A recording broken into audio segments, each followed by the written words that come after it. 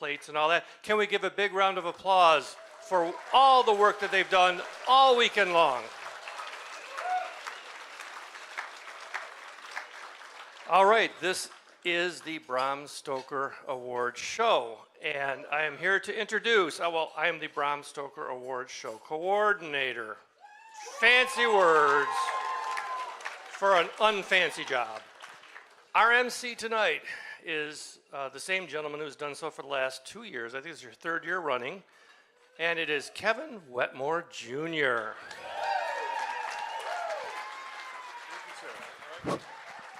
Hello, Taylor Swift fans.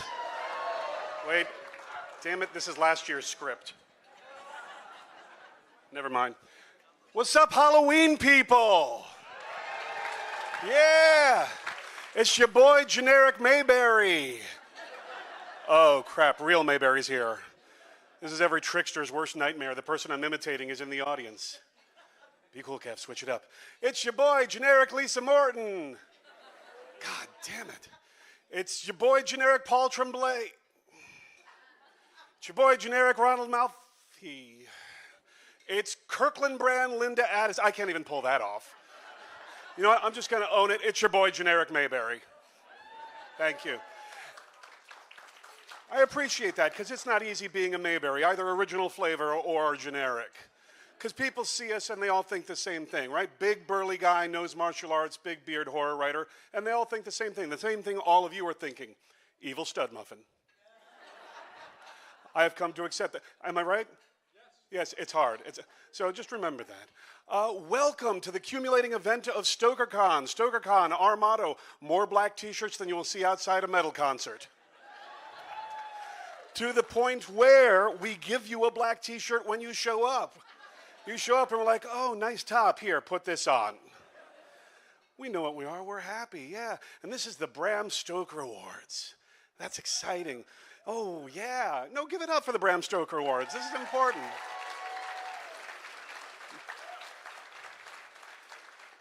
The cool thing about the Bram Stoker Awards and about the Bram Stoker Award Banquet is this is when the Halloween people come together, dressed like extras from an Addams Family movie, and give out awards that guarantee the TSA will pull you out of line for additional screening.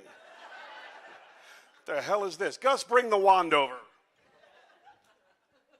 It's a house. That's what you have to look forward to if you win. So, now that we have those preliminaries out of the way, I want to welcome everyone who's watching on YouTube. As always, if you're watching on YouTube, smash that like button and subscribe.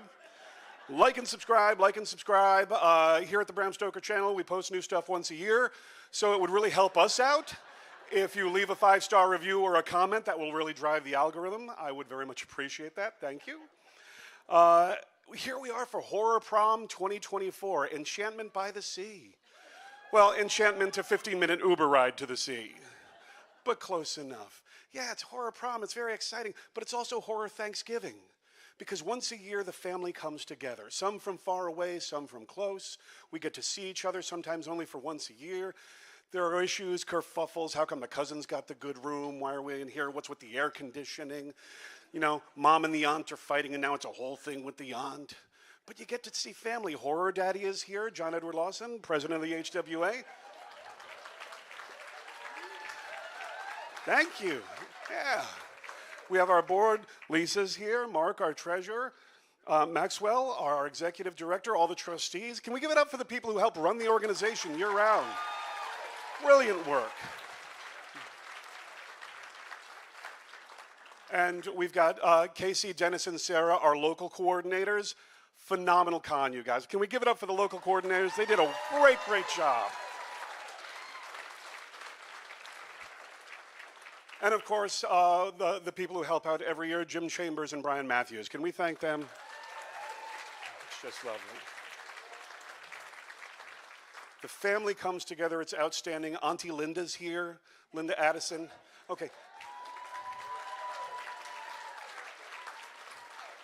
Can we get real for a second? Linda Addison is the only person I've ever met that I believe is an actual character from the Marvel Cinematic Universe. Like, you see Linda, you know, like, okay, let's imagine this scenario. You walk in the hotel restaurant for breakfast. Linda's sitting there with, I don't know, Maxwell Ian Gold. You walk over and Linda's like, hey, I wrote you this life poem. Now I got to go rescue the scroll. And Her palms begin to glow. She shoots in the air, and Maxwell's just chill. He's got a cup of coffee. He's like, don't worry, she'll be back tomorrow. She's on a panel on Sunday. Every single person in this room would be like, yeah, that's on brand. Oh, they got a waffle bar. Nothing shocking there. Uncle Brian and Uncle Brian are here. Brian Matthews comes over to the kids' table. He's like, you kids be good. Did everyone write a speech? Did everyone write a speech? Uncle Brian Keene comes over, wrestles with the kids, fake wrestle, don't get on his bad side. The whole family's here. And the difference between us and Thanksgiving, though, is here we have nominees. And this is something I like to do because I'm a nominee. The problem, as I'm concerned as a nominee, is we hear all the names, but we only get to see the winners. So now that we have all the lights up, if you're a nominee, can I ask you to stand up and be welcomed and be congratulated?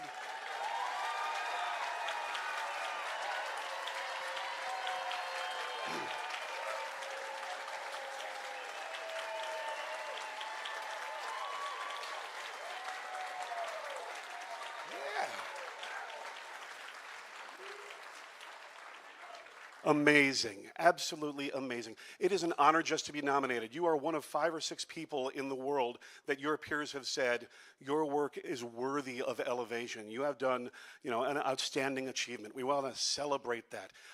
Again, as a 6-time bridesmaid, never a bride, I genuinely believe it is an honor just to be nominated, which is also what anyone who goes up against Stephen Graham Jones in the novel category says. When you get that list, it's, oh, I've been nominated for a Stoker. My novel might win a Stoker Award. Who are the other nominees? Stephen.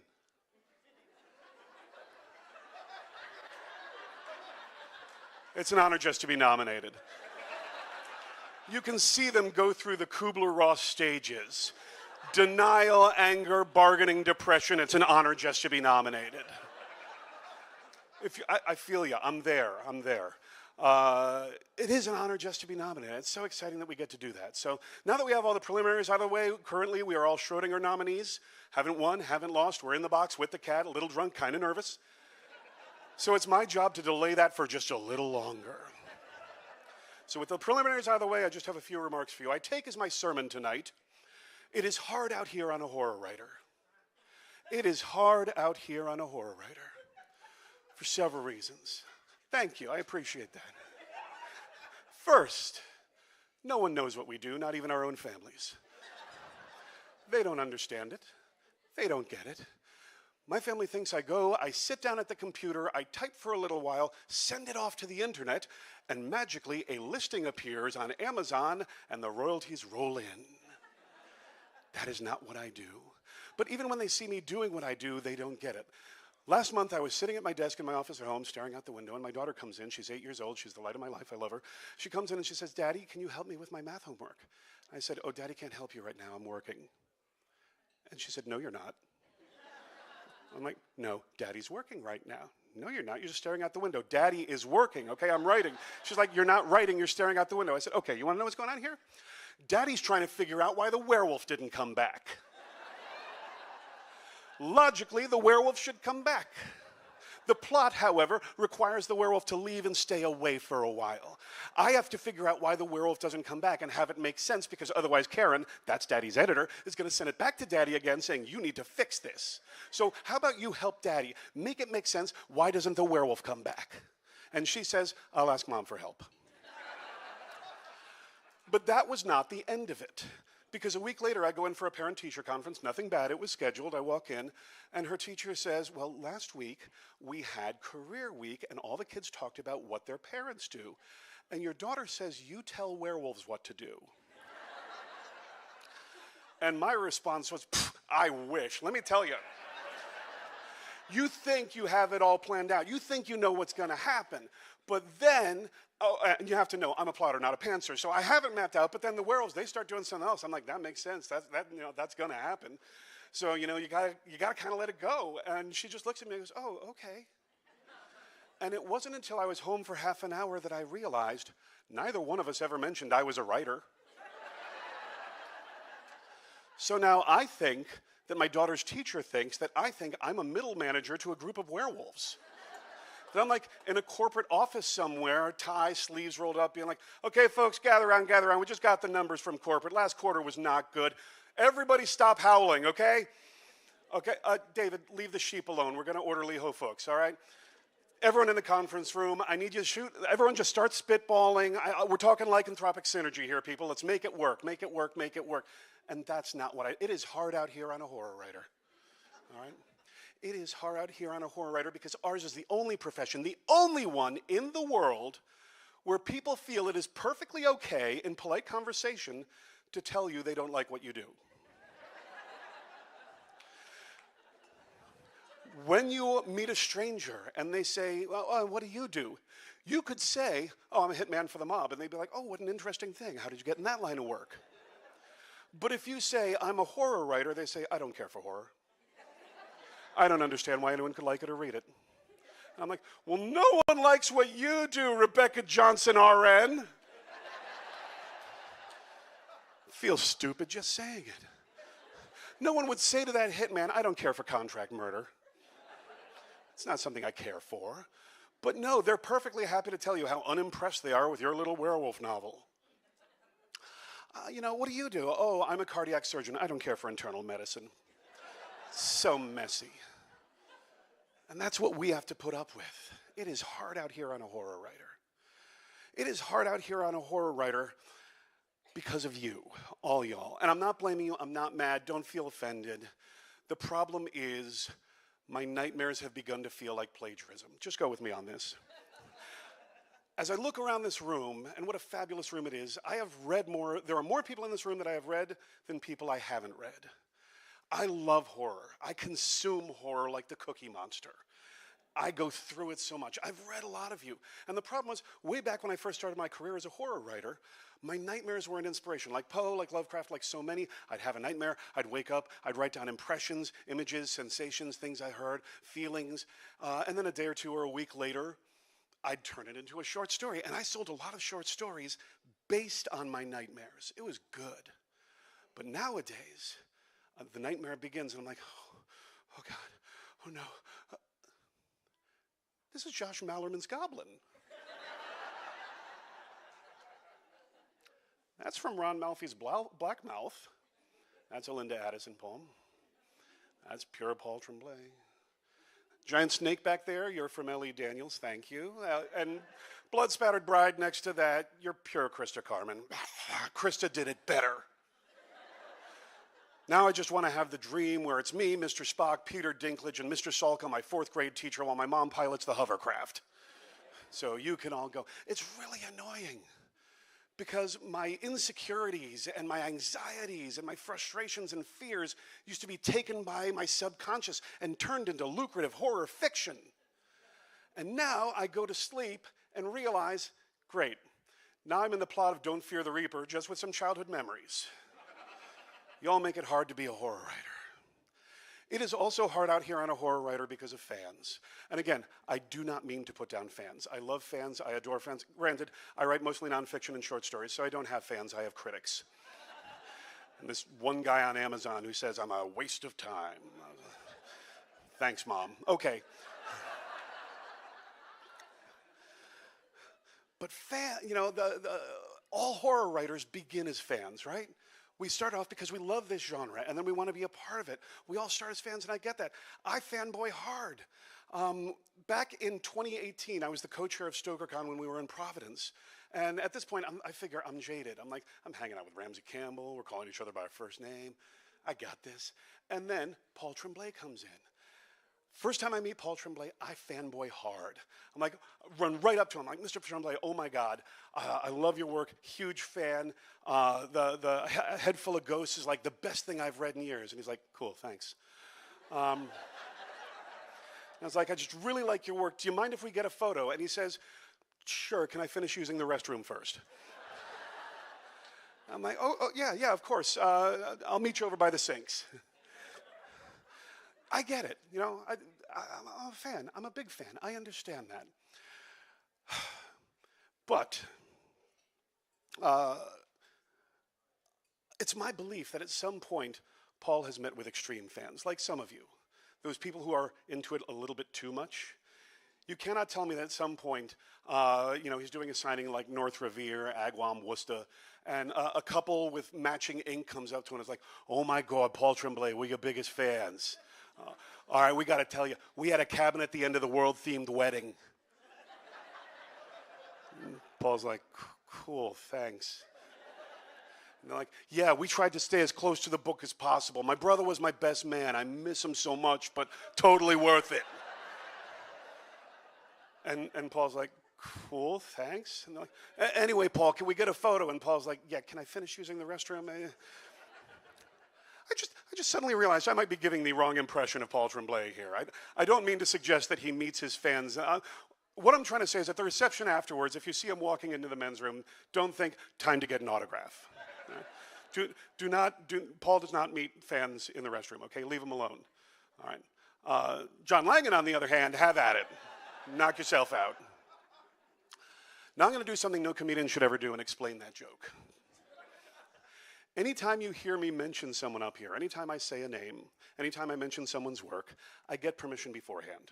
Because I'm a nice guy. I don't want people to feel disrespected. This is a family thing. We love, we're happy, it's all good. I don't want people to feel bad, to feel that they're not getting the respect that they deserve. So I say, hey, do you mind if I crack wise at you? Do you mind if I make a joke about you? Can I use your name in a list of nightmare fuel? And without exception, everyone's always been like, yeah, go right ahead, that's okay. In fact, the really smart people are like, mention my book.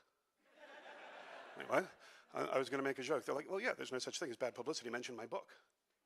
These are smart writers, which is why I have to say, Krista Carmen's The Daughters of Block Island is not only an outstanding debut novel, it makes a great Father's Day present, a great wedding present, any gift-giving occasion in June. Krista Carmen's Daughters of Block Island. All right.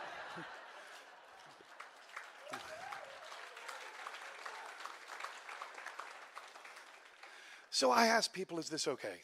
I run into Paul at an event in Salem 2 months ago. It's an academic conference. We're all there being nerds. And Paul's the keynoter, so he is our king. And I walk up to him, I'm like, Mr. Tremblay, we met a few years ago in Providence. He's like, I remember. I said, I'm going to be telling jokes at StokerCon. Do you mind if I crack wise at you? And he's like, yeah, cool, go ahead. Oh, just, make sure you trash John Langan too. Now, here's what you need to understand. I don't know John Langan. I never met John Langan. Big fan of his work. The Fisherman was transcendent. I loved House of Windows. His short stories are always among the best in any anthology that I've read. But I don't know him. So when Paul says, you need to mock John Langan too, I said, well, obviously that goes without saying. I'm throwing that guy under the bus, come on. And that tells you something about me. But I have my rule. So when I get home, I DM John on social media. I'm like, hey, Mr. Langan, long-time listener, first-time caller. You don't know me. But I asked Paul Tremblay if I could make fun of him, and he said I could only do that if I make fun of you too. So let me know if that would be okay. And now this is 10 p.m. Los Angeles time where I live. I hit send and I put my phone down. I'm like, well, John lives in New York. It's East Coast time. It's like 1 a.m. where he is. I won't hear from him for a day or two. And the phone dings 2 minutes later, and it's John saying, you can say whatever you want about me, so long as you take Tremblay down. And I go, cool. Two authors that I really respect, admire, and like are like saying, yeah, have fun, you can make jokes about us. And I was on cloud nine, riding this really high until I realized, wait, John Langan and Paul Tremblay are getting me to write their diss tracks for them. I am putting myself in the horror version of the Kendrick Lamar Drake beef. Millennial and Gen Z authors, if you're sitting next to an older author, explain that joke to them. But if you don't want to be in the middle of that beef. So this afternoon, I grabbed the two. I'm like, guys, you're friends, and I'm a 90s hip-hop guy. Increase the peace, come on. Yeah, do we really have to keep going after each other? And they began making fun of me. So I have now vowed I am not going to use my powers to make fun of other people at folks' request. I'm just going to make fun of people who take it and don't do anything else. So Brian Keene. Good to see you, Godfather. Welcome. It is hard out here on a horror writer, am I right? Oh, Brian Keene just told me I'm right. That feels like a good place to end. Here endeth the sermon, let the congregation say amen. Amen.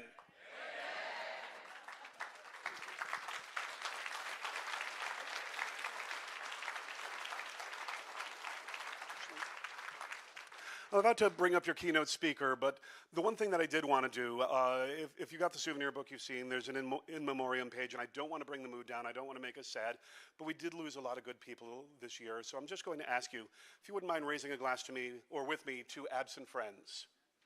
To absent friends.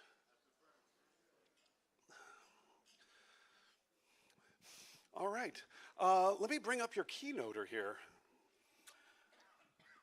Is this one working too? Oh, cool. I can turn this off and put it away.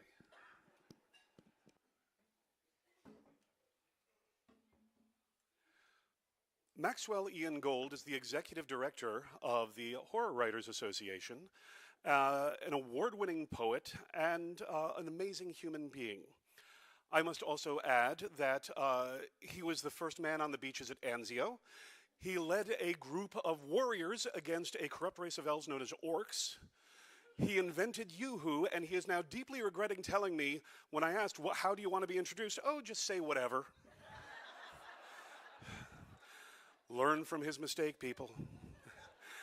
Here to give the keynote. Y'all think that's water I'm drinking. Here to give the keynote is Maxwell Ian Gold.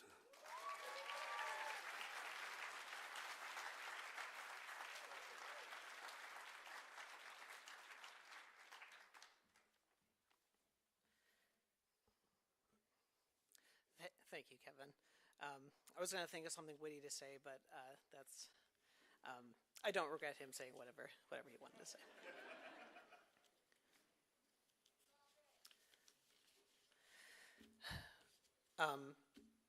To many, I'm still considered a youngling in the horror writing community, and for those, I just wanted to insert some kind of Star Wars joke.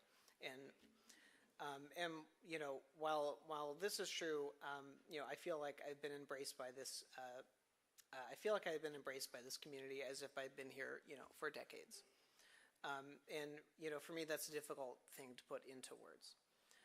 Many here tonight know me as a poet, a colleague, friend, and this is my first address to you as your executive director.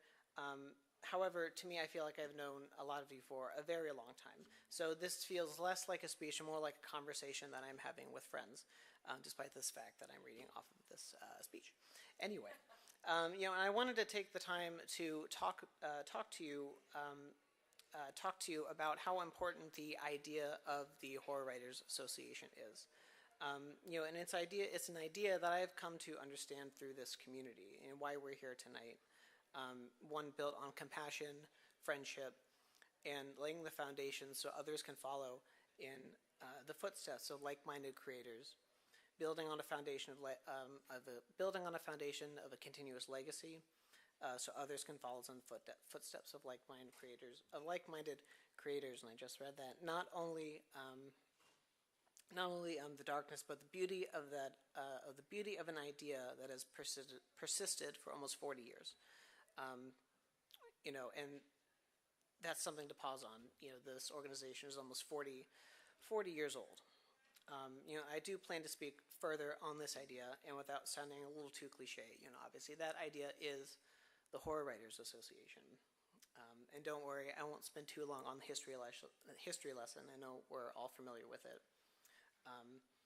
So, depending on the story and the variation of it, you know, the Horror Writers Association was founded in 1986 or 87, but we'll go with the date of legal incorporation, so I believe it's 1986. You know, the Horror Writers Association is the oldest literary organization of its kind. You know, and I wanted to make that distinction because I think that's very important. You know, dedicated to creating a space for writers, publishers, and editors, and professionals in the horror genre and subgenres. And I wanted to pause on that for a minute because there is no, that is the idea, that there is no other space for us, for the Halloween. There is no other space like this out there except us, except the HWA, you know, or the Halloween people. And there remains no other space except the Horror Writers Association, a space built on compassion, diversity, and hope. And we, you know, we are the writers who understand this more than any other genre. Building and creating worlds and characters who endure the worst and the darkest moments, from very real horrors to the most noble cosmic and folkloric horrors. You know, we understand that more than any other genre. So this is our space. So regardless of what you write, of what you publish, or create in the horror genre, you know, this idea hit me pretty hard this year. You know, and we've been living through arguably one of the most, you know, tumultuous periods in the last 5 to 10 years.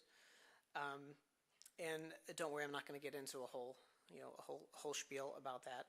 You know, from pandemics to the rise of populism, the threatened civil rights and civil and human rights.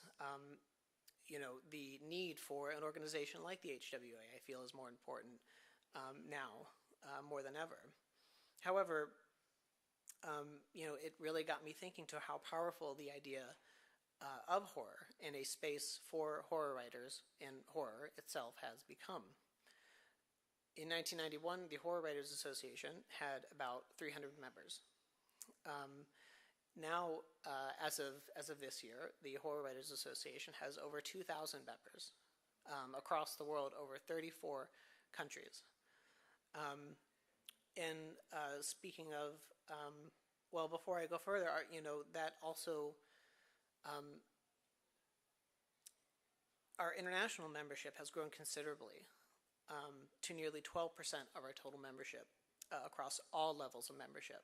And so the idea of horror is no longer relegated to the North American hemisphere. It is an international idea and always will be an international idea. We've seen unprecedented changes within the organization. Also, within the last 5 years, the organization itself has worked tirelessly to build stronger benefits for its members, and we will continue to work to build more benefits for our members. You know, and change isn't easy, but I believe it's ultimately worth it for the end, and it will make this space stronger as well for horror and for our members. You know, StokerCon. StokerCon has seen continued profitability as well as increased attendance. This is actually, it's actually the largest StokerCon. So you know, round of applause. You know, I'm very happy about that. Yeah.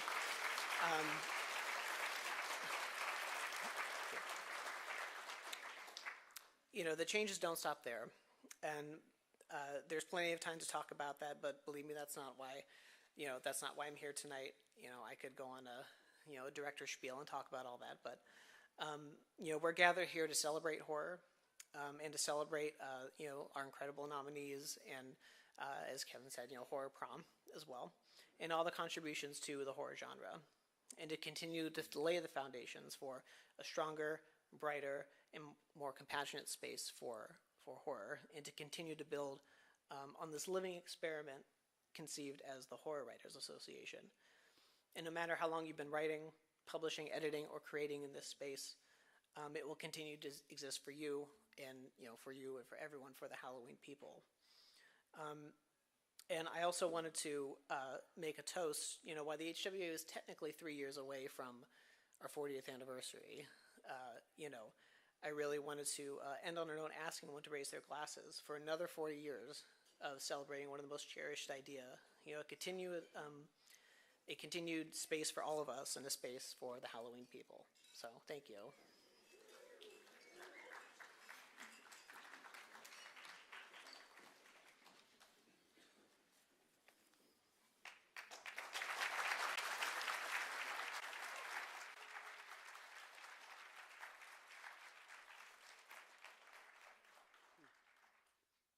I love that now 2 of us have turned this into a drinking game. I've asked a room full of horror writers to just keep drinking every time we say something. Hey! All right, the ceremony won't go faster, but it'll be more fun. So, let's go going. I'd like to welcome to the stage Miss Stoker Awards, Sarah Reed, who will be helping to give things out. And we're starting down that end. Happy birthday to Sarah.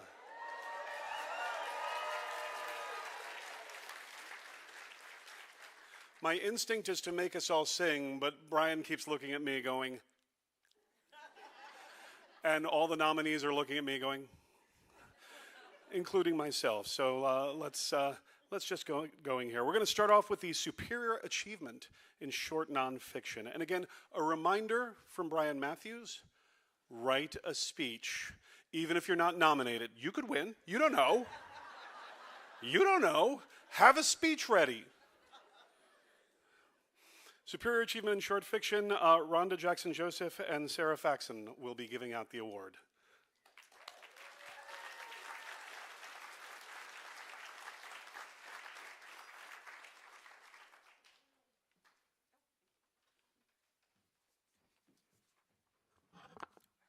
Good evening, Halloween people. For the Superior Achievement in Short Nonfiction, the nominees are Karina Bissett, Words Wielded by Women with Apex Magazine. Nadia Bulkin, Becoming Ungovernable, Lata Amok and Disorder in Indonesia, Unquiet Spirits, Essays by Asian Women in Horror, Black Spot Books. K.P. Kolsky, 100 Livers, Unquiet Spirits, Essays by Asian Women in Horror with Black Spot Books. Lee Murray, Displaced Spirits, Unquiet Spirits, Essays by Asian Women in Horror, Black Spot Books. Kevin Wetmore Jr., A Theater of Ghosts, a Haunted Cinema. The Japanese Gothic as Theatrical Tradition in Gurozuka. The Winshan Review of Literature and Culture, special issue on Asian Gothic.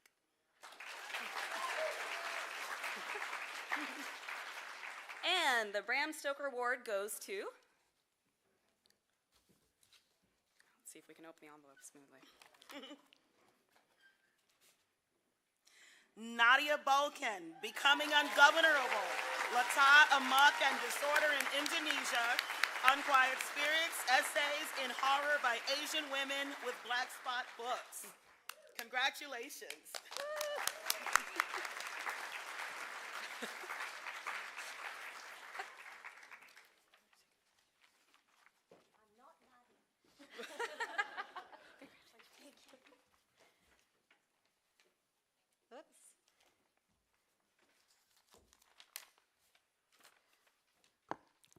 I'm not Nadia. I hope you're watching, Nadia. Brian told us to write a speech. So Nadia says she wishes to express her thanks to the HWA and its members. This award is a great honour and she is sorry she can't be present today. She also wishes to thank Lee Murray and Angela Eureka-Smith for including this deeply personal, somewhat confrontational essay in Unquiet Spirits, and to congratulate her highly deserving fellow nominees. That would be us. Finally, she would like to thank her mother and father, who instilled in her the importance of a liberal arts education and of knowing where one comes from, without which this essay wouldn't have been possible. Nadia, congratulations from all of us. We know you lost your mum this week, and so this is just wonderful. I know she's super proud of you, and we all are. So congratulations, Nadia.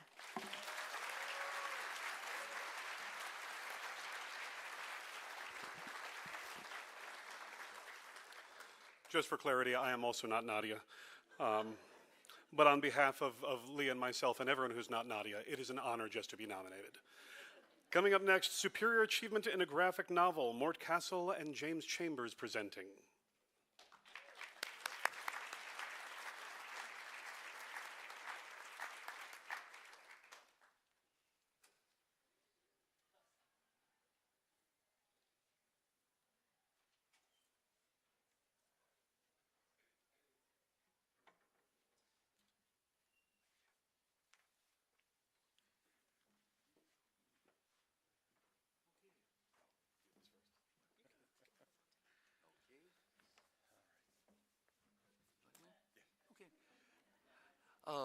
Jim and I were talking prior to this program, of course, and as has been mentioned, we all start off as fans of the genre, but with comic book people, you start off as a fan of the genre. You start off with an obsession that leads you to be a creator. For what it's worth, my obsession with comics began with, let's hear it for Little Lulu. And this is what comics people can do. It was the issue with Little Lulu and the dancing bear, who escapes from his cage in the zoo with all the wire wrapped around him from the cage, playing his harmonica, walking down the street pursuing Little Lulu as the poor little girl. And Jim? Mine was giant-sized Tomb of Dracula #4. No dancing bears, but an incredibly grotesque, giant bleeding heart bigger than Dracula was featured. Yes, all right. And here. Oh, don't read that yet. No, I'm not. No, you have the nominees. We're going to read the nominees. You do the nominees. All right. For Superior Achievement in a Graphic Novel, the nominees are Cullen Bunn, author, and Leo Max, artist. Ghost Lore Volume 1 from Boom Studios.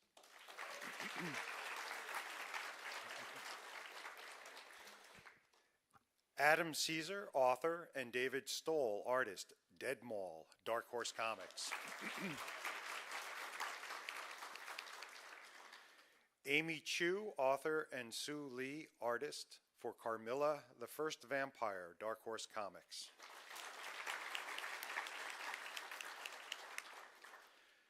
Junji Ito, author and artist, Tombs, Viz Media.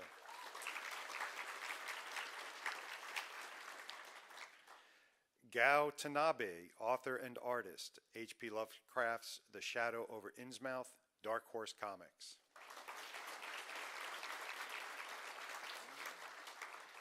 And the Bram Stoker Award goes to? And our winner is Amy Chu and Sue Lee, Amy Chu, author, Sue Lee, artist, Carmilla, the First Vampire, Dark Horse Comics. Unfortunately, the creators could not be with us. We are more than glad to accept on their behalf. Yes. But we don't get to take the house home. We don't?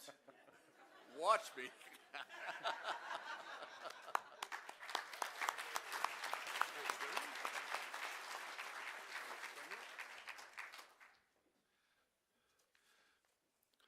By sheer coincidence, my first graphic novel was Little Lulu versus Dracula. It only ran for one issue, and it was a god-awful mess, but I treasure it.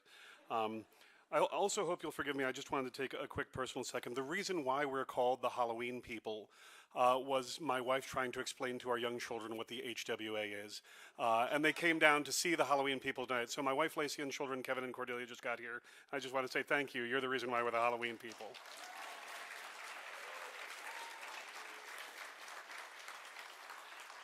And I say that was selfish because I wanted to prove my kids you're not imaginary friends. Daddy really was going somewhere. Coming up next is Superior Achievement in a Poetry Collection. The presenters are Cynthia Palaio and Sarah Tantlinger.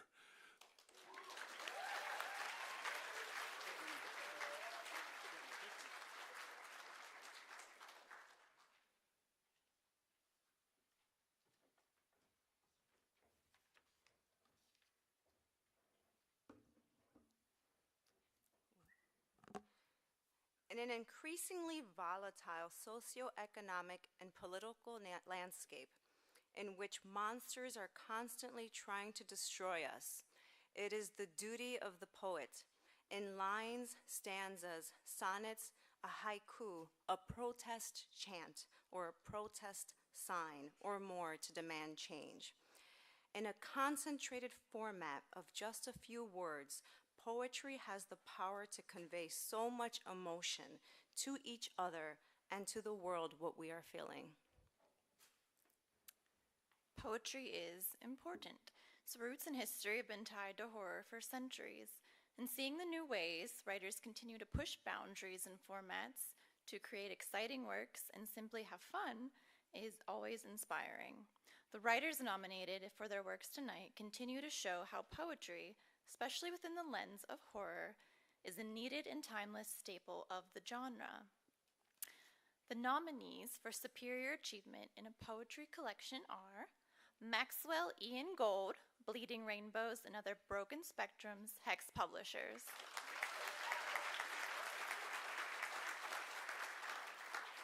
Jessica McHugh, The Quiet Ways I Destroy You, Apokrupa Press.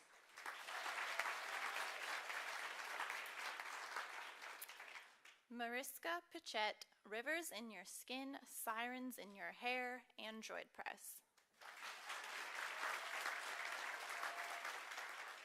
Holly Lynn Walrath, Numinous Stones, Adequate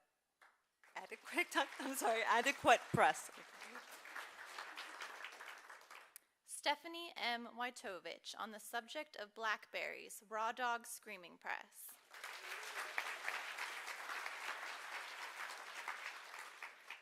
And the Bram Stoker Award goes to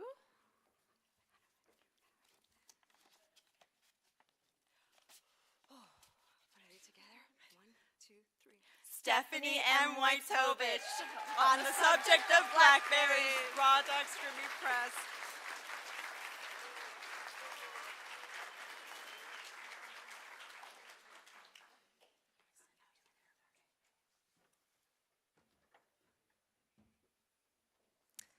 Unfortunately, Stephanie couldn't be here tonight, but as her editor, I made sure that she wrote a speech. Here's what she said.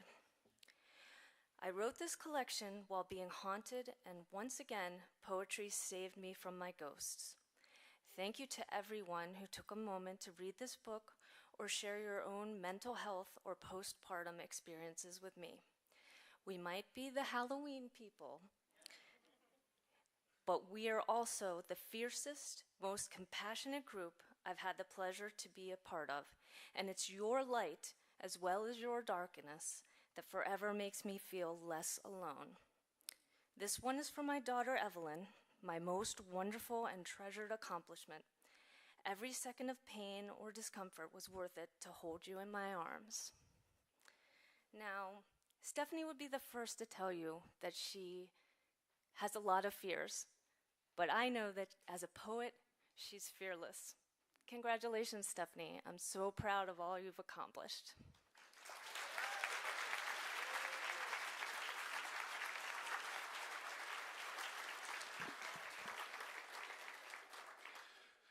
And as long as we're applauding, can we celebrate Cynthia's amazing work on that souvenir book?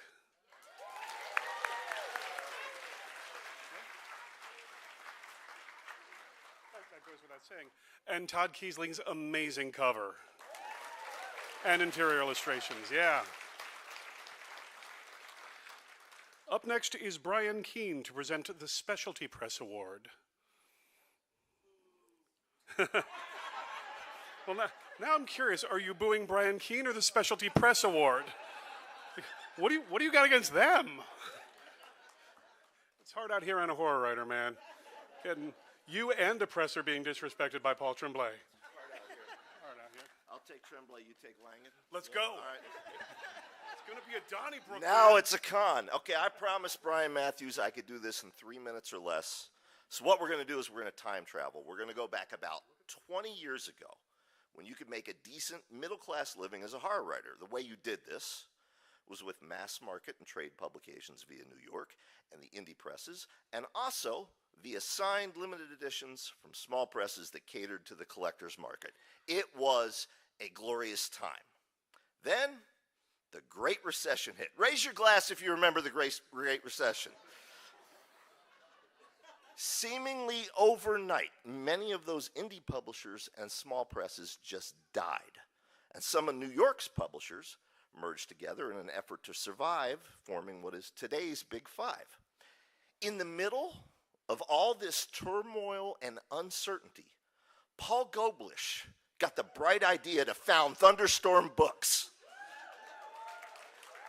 At a time when publishers all around him were shutting their doors forever, Paul provided a safe space for horror authors who'd suddenly seen their incomes drastically impacted.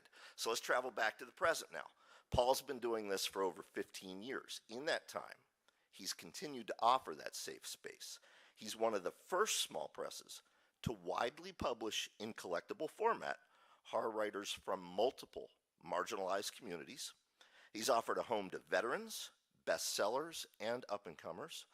Amongst Thunderstorm's huge stable of writers are Joe R. Lansdale, Haley Piper, Rath James White, Ronald Malfi, Sarah Pinborough, J.F. Gonzalez, Cheshire Burke, Laurel Hightower, Christopher Golden, Jeff Strand, Paul Tremblay, Edward Lee, Summer Cannon, Jonathan Jans, Gabino Iglesias, Adam Caesar, Christopher Triana, Richard Chismar, Brian Smith, Ronald Kelly, and F. Paul Wilson. Truly, everyone that makes up this genre, from all the various subgenres, it's amazing to look at the list. He's worked tirelessly to procure and publish the best this genre has had to offer.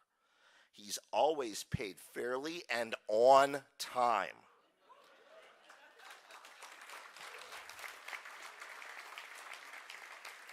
The books he produces are among the most beautiful and in demand among collectors, and he's debuted countless authors to readers who might otherwise not have discovered them. So I am very proud to have worked with Paul for these last 16 years, I think it's been now, and it's my honor to introduce you to him on behalf of us all, this year's Specialty Press Award winner.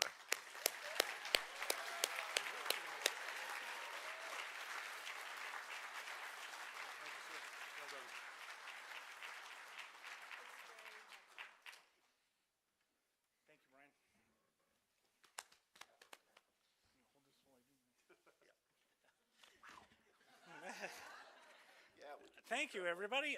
Thank you to the HWA. I'm glad Brian went through that list because I was like, I've published hundreds of authors and they're all very important to me. And I'm going to say thank you to all of them and all the book collectors out there who buy my stuff and all the authors and artists and designers and editors that I've worked with. But when they said, hey, you got to come up with a speech, there was two people I wanted to especially thank. And one of them is the man next to me, Brian Keene. Like I said, we've worked together for 15 years, and I've done over 40 of his books.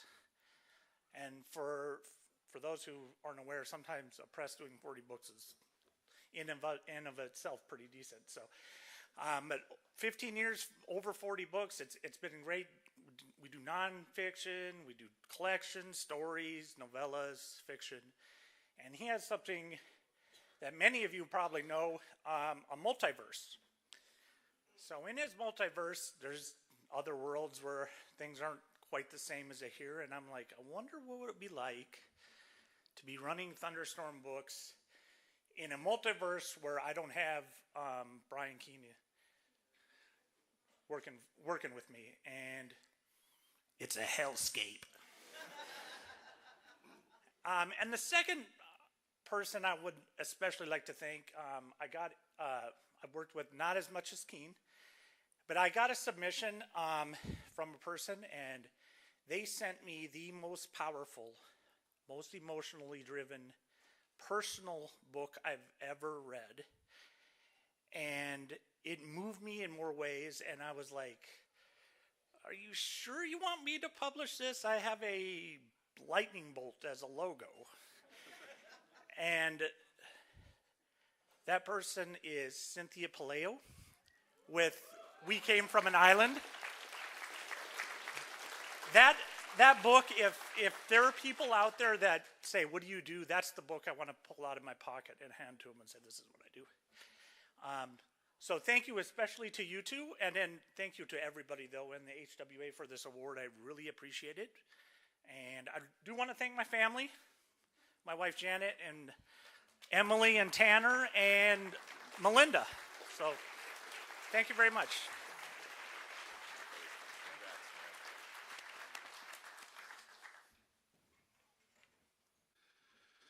Coming up next, Superior Achievement in Nonfiction. May I invite Tim Wagner and Douglas Winter to the stage, please?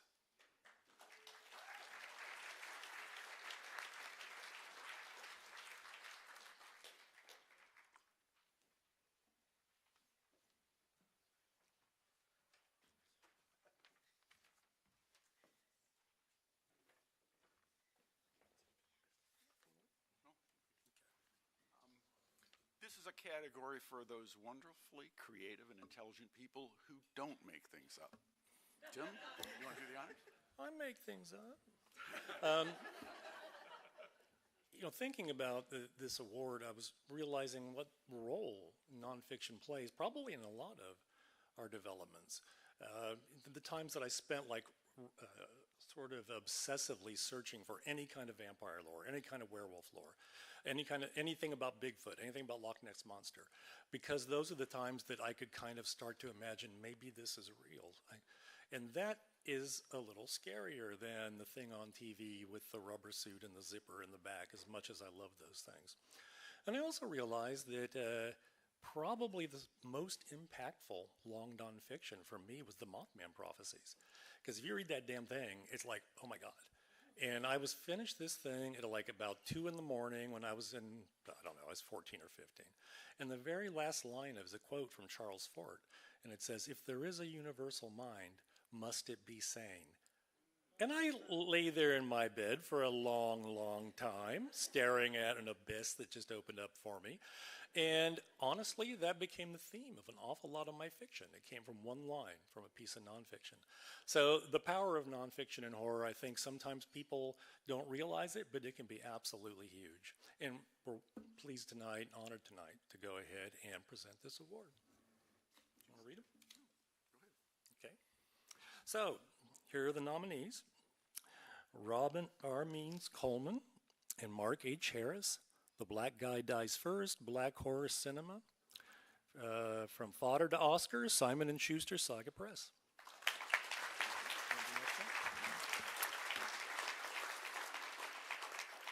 Claire Fitzpatrick, editor. A Vindication of Monsters, essays on Mary Wollstonecraft and Mary Shelley. IFWG Publishing International. Sadie Hartman, 101 Horror Books to Read Before You're Murdered, Page Street Publishing.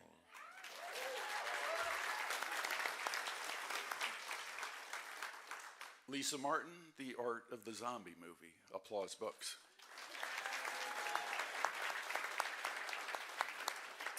Lee Murray and Angela Eureka Smith, editors, Unquiet Spirits, Essays by Asian Women in Horror, Black Spot Books. And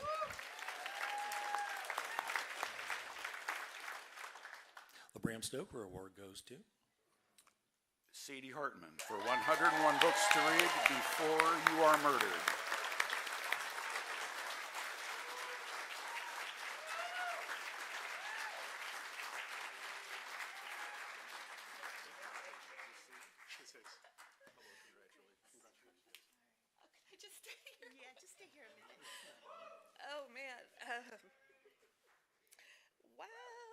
There's so many things happening in my body right now. This is a horror. First of all, I really don't want to lift my eyes too much because Stephen Graham Jones and Paul Tremblay are right here. Tananarive Dew is right here to my right. I am a horror reader from forever. I'm just a little person who used to crawl inside her bed at night with her mom's Stephen King books and read them to escape all of the pressures of being a kid and kind of an outsider and not really knowing, how to be a tall person in a world of people who are average tall.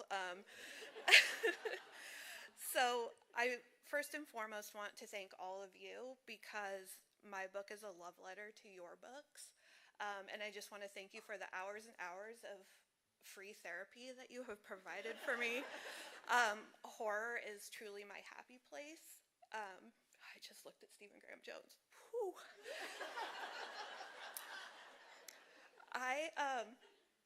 As somebody who grew up reading Stephen King and falling in love with horror, I never really thought that anything could be better until I started reading all of your work, and I can't believe how horror has exploded and has just changed my life. So I just want to thank my family. I want to thank my favorite person in the whole world, who is my husband, and all of my children. I want to thank my mom and dad for giving me unrestrained access to horror. I want to thank my editor, Alexandra Murphy, who emailed me at Nightworms and gave me this idea and told me she wanted me to write this book, and I was like, no. Also, the Page Street team, Caitlin and Jamie, the illustrator for this book, Marco Fontanelli. If you haven't seen the book, the artwork is amazing.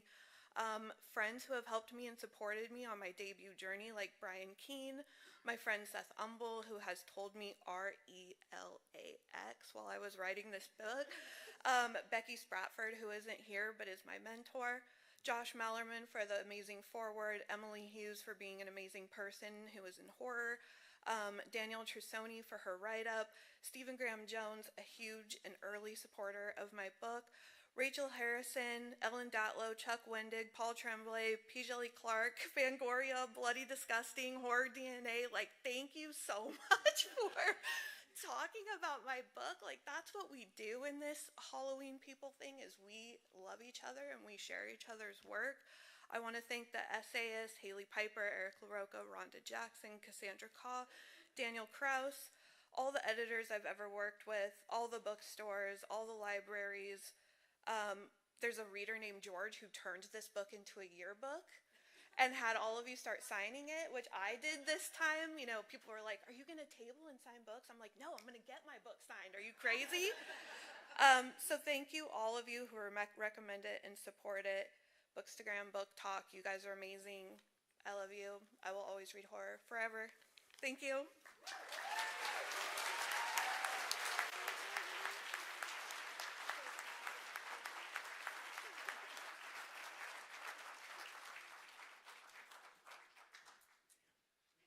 Congratulations. Sadie's right. Looking out at you, this is like looking at a bookcase in my home. So just give me a second. I just need to do this. That's Paul Tremblay waving. And Stephen Graham Jones. All right. I'll tag you all on social media. Congratulations, Sadie. Wonderful. Coming up next is the Mentor of the Year Award, being presented by the incomparable and divine Linda Addison.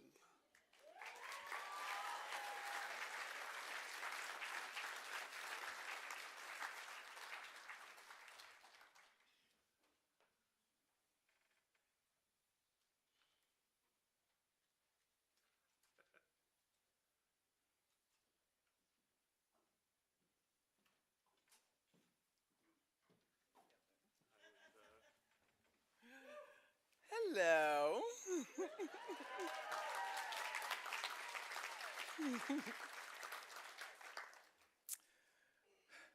Established in 2014, the Mentor of the Year Award recognizes one mentor in the HWA Mentor Program who has done an outstanding job of helping new writers.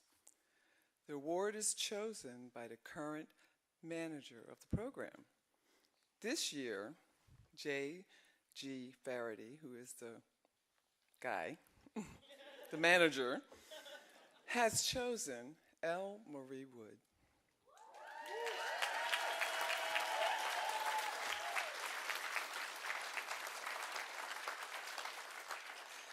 L. Marie Wood is the recipient of the Golden Stake Award for her novel, The Promise Keeper, an MICO award-winning screenwriter, a two-time Bram Stoker finalist, a Rising-nominated poet, and an accomplished nonfiction writer.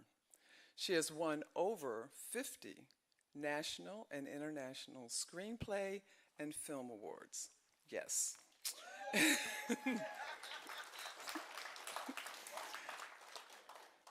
She has written short fiction that has been published in groundbreaking books, including anthology Sycorax's Daughters, Slay, Stories of the Vampire Noir. She is also part of the 2022 BookFest Book Award, winning poetry anthology Under Her Skin. Her nonfiction has been published in Nightmare Magazine and academic textbooks such as the Cross-Curricular Conjuring Worlds. Her papers are archived as part of the University of Pittsburgh's horror studies. And by the way, in case you didn't know, she's the vice president of the HWA. You know, just something she does, fits into her schedule. She also is the founder of the Speculative Fiction Academy, an English and creative writing professor, a horror scholar with a PhD in creative writing, and an MFA in speculative fiction, and a frequent contributor to the conversations around evolution of genre fiction. The following was given to me by J.G. Faraday, who's head of the program, when I asked him, what do you think about her? Okay. He said, Lisa is one of the mentorship program's most talented mentors. She writes screenplays, novels, short stories, and novellas, and is always ready to mentor someone in any of those areas.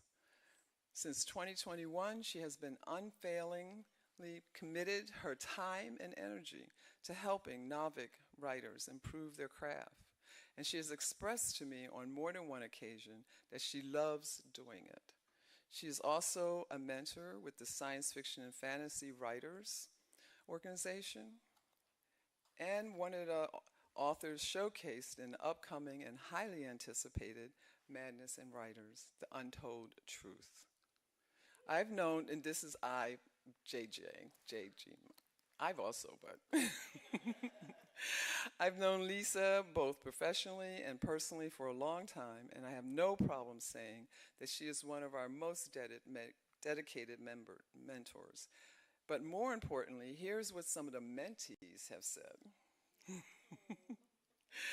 Lisa was highly engaged, and we had a blast. I'll believe that because I've hung out with her. Lisa was very professional and distinct and focused on relevant issues. Lisa's feedback was very helpful, and she put a lot of effort into it, which I appreciate.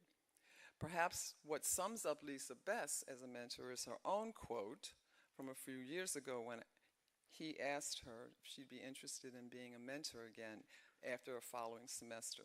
She said, "Absolutely. I love it. I enjoy sharing what I know and have learned along the way." So he says, "Thank you, Lisa." I say, "Thank you, Lisa." Because as far as I'm concerned, the most important thing any of us can do is share our knowledge with someone and lift someone else up. Come on. Woohoo! Yeah.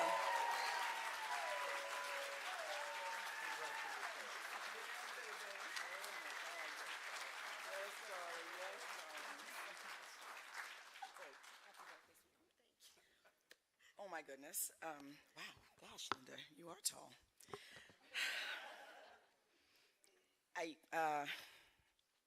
As a person who really does enjoy teaching and sharing and, I don't know, talking. Those of you who know me know that's true. I don't know, I just always felt very natural to do this. So I was very honored when I was approached to be a mentor years ago. I'm happy to do it. Like I said, I picked up my newest mentee like the day before I got here. And I'm excited all the time to talk about what we do because we all, Halloween people, live and breathe horror fiction. So it's really, gosh, I can't explain how, I'm shaking. I can't explain how important this moment was to hear this. I didn't know what was going to be said, and I kind of am floored by the feedback, because we never get the feedback. You never know what anybody thinks. You never know if you helped anybody. And it's great to know that I have, so thank you, everybody, for that. Thank you, my mentees who mentioned this. I don't know who did this. Although I can imagine one of those comments was kind of familiar. Thank you for anybody and everybody who's interested in participating in the mentorship program. And wow, that's all.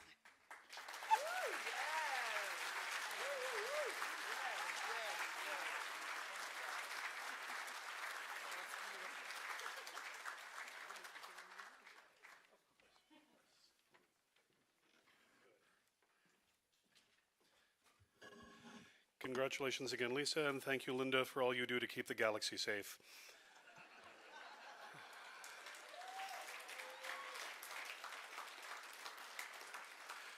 Up next is Superior Achievement in a Young Adult Novel. Joining me on stage are Justina Ireland and Philip Fracassi.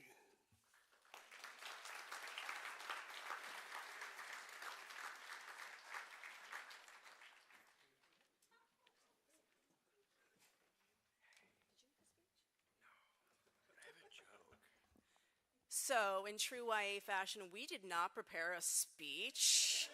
We did not do the homework. But you have a joke, right? I have a joke. So, I'm not a YA author, but I kill a lot of kids in my books.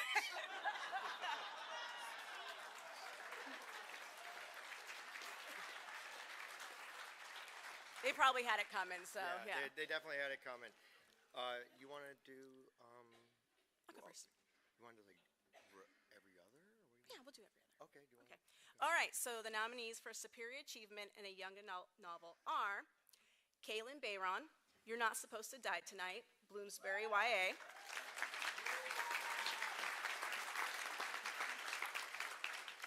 Sherry, I'm sorry if I'm mispronouncing. Dimeline, Funeral Songs for Dying Girls, Tundra Book Group.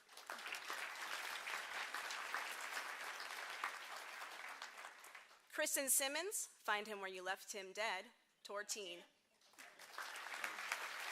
By the way, that's the if you need it. Okay.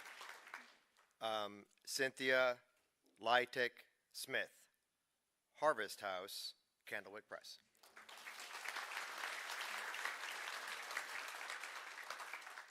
Trang Tun Tran, She Is a Haunting, Bloomsbury YA.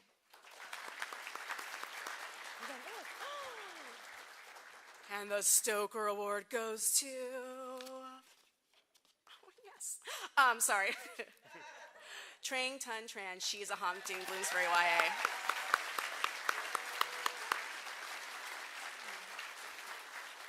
It's a good book.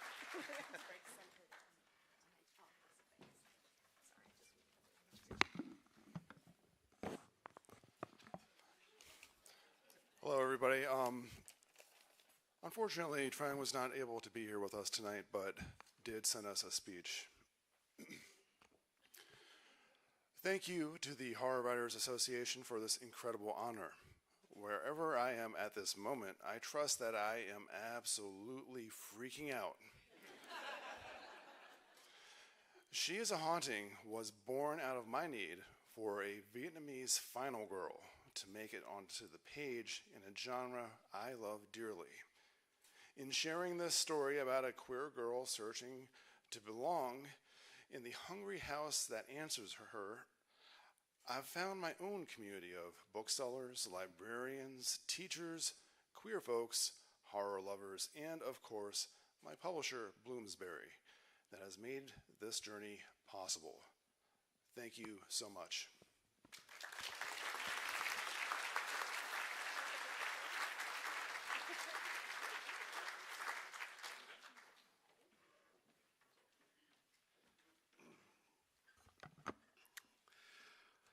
Next up is Superior Achievement in a Middle Grade Novel.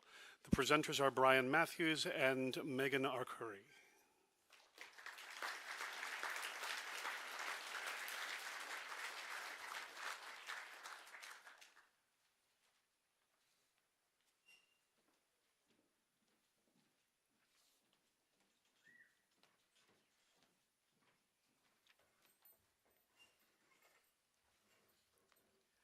We are also unprepared with a speech. Like most middle grade kids. But we could call this category the category of Riz. The nominees are Sarah Henning for Monster Camp, Margaret Kay, McGaldery Books. Tiana Lopez, Los Monstruos Feliz, and The Wailing Woman, Cocoya.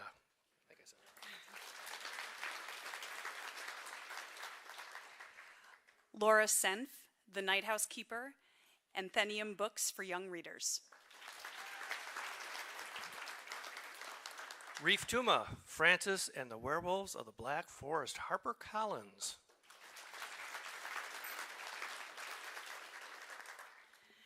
and Suzanne Young, What Stays Buried, HarperCollins.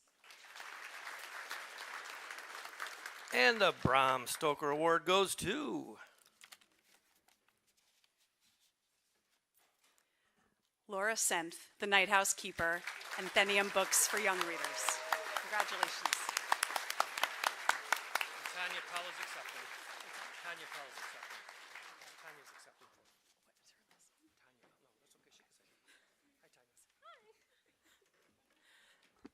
Laura is watching at home, and I realize I have not charged her enough to do this. But she has sent a speech, and so, hi friends and horror family. I am so sorry I couldn't be with you tonight to tell you in person how honored I am. But I'm equally glad you cannot see me ugly cry right now, because that is surely what I am doing. This may all be for the best. Thank you to the HWA for making room for middle grade writers to share a stage with the rest of the Halloween people. I'm so proud to write horror and so grateful to have the privilege of writing it for children. I believe that for many of us, the books we read during childhood become the most important of our lives. They're the books that leave indelible marks, that shape us as readers and sometimes as humans. Middle grade horror in particular serves a special purpose. In an unsafe world, it offers kids a safe space to practice being brave, to be the heroes of their own stories. I am so very grateful my scared but brave hero Evie is connecting with readers and seems to matter to the kids and grown-ups who identify with her. And I am so very thankful to be part of the middle grade horror community and to do this work alongside brilliant writers like Rafe, Diana, Sarah, and Suzanne. There are so many people I need to thank personally, but for now, thank you. All of you for this honor and for making space for these stories.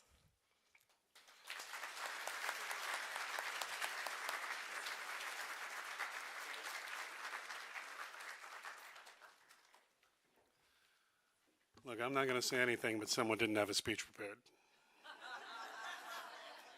Right? Not calling anyone out, I'm just saying. You know, now, don't give me that look. Don't give me that look. Don't get too close to your idols. They break your heart. Let's do superior achievement in a first novel. Christy Nogle and Dennis Crosby are coming to the stage.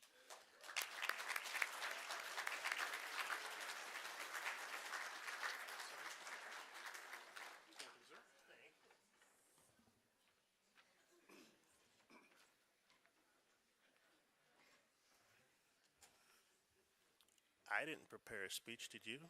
I am so sorry I did not prepare a speech. That just means we're going to get you out of here faster, so you should go ahead and give us a round of applause right now.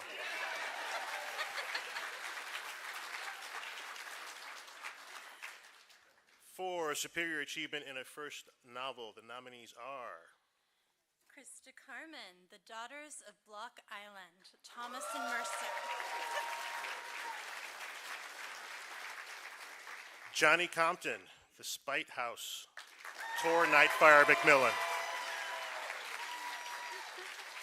Eric LaRocca, Everything the Darkness Eats, Clash Books, Titan. CJ Lead, May Fly, Tor Nightfire Macmillan, Titan. Sam Rebeline, Edenville, William Morrow, Titan. And the Bram Stoker Award goes to... It's all you. Ooh, I get to read it. I get to read it. Are you ready? Krista Carmen, The Daughters of Block Island, Thomas and Mercer.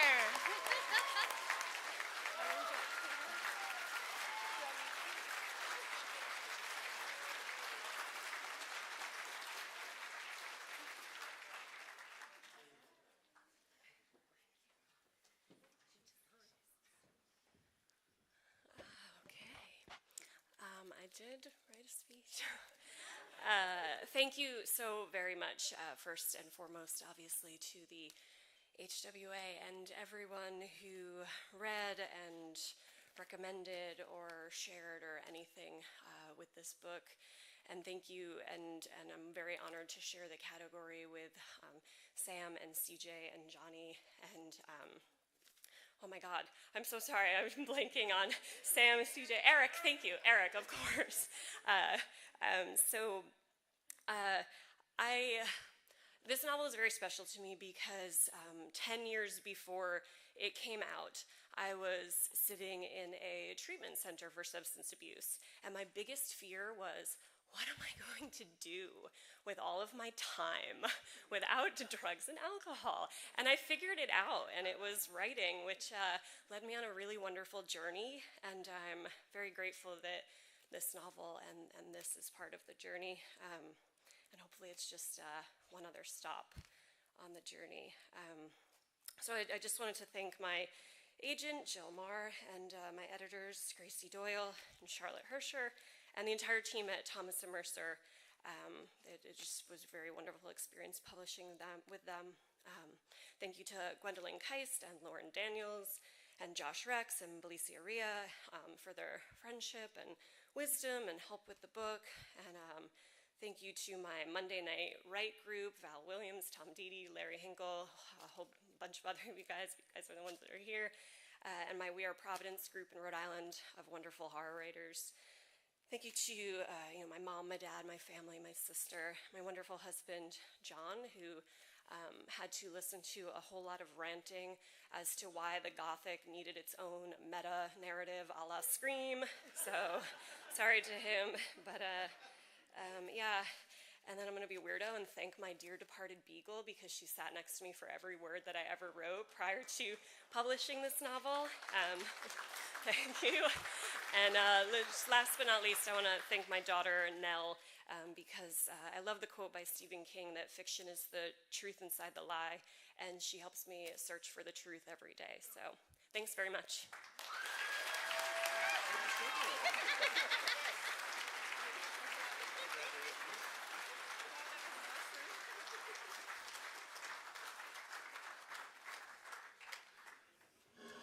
And again, a friendly reminder, it makes a great Father's Day gift, wedding present, or all your June gift-giving needs. Next up, coming to the stage is trustee Lisa Kroger to present the Karen Lansdale Silver Hammer Award.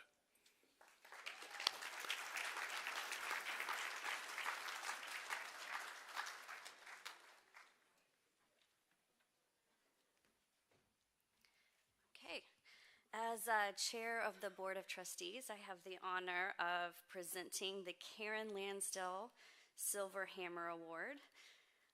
But before I do that, I have something from Becky Spratford that she wrote.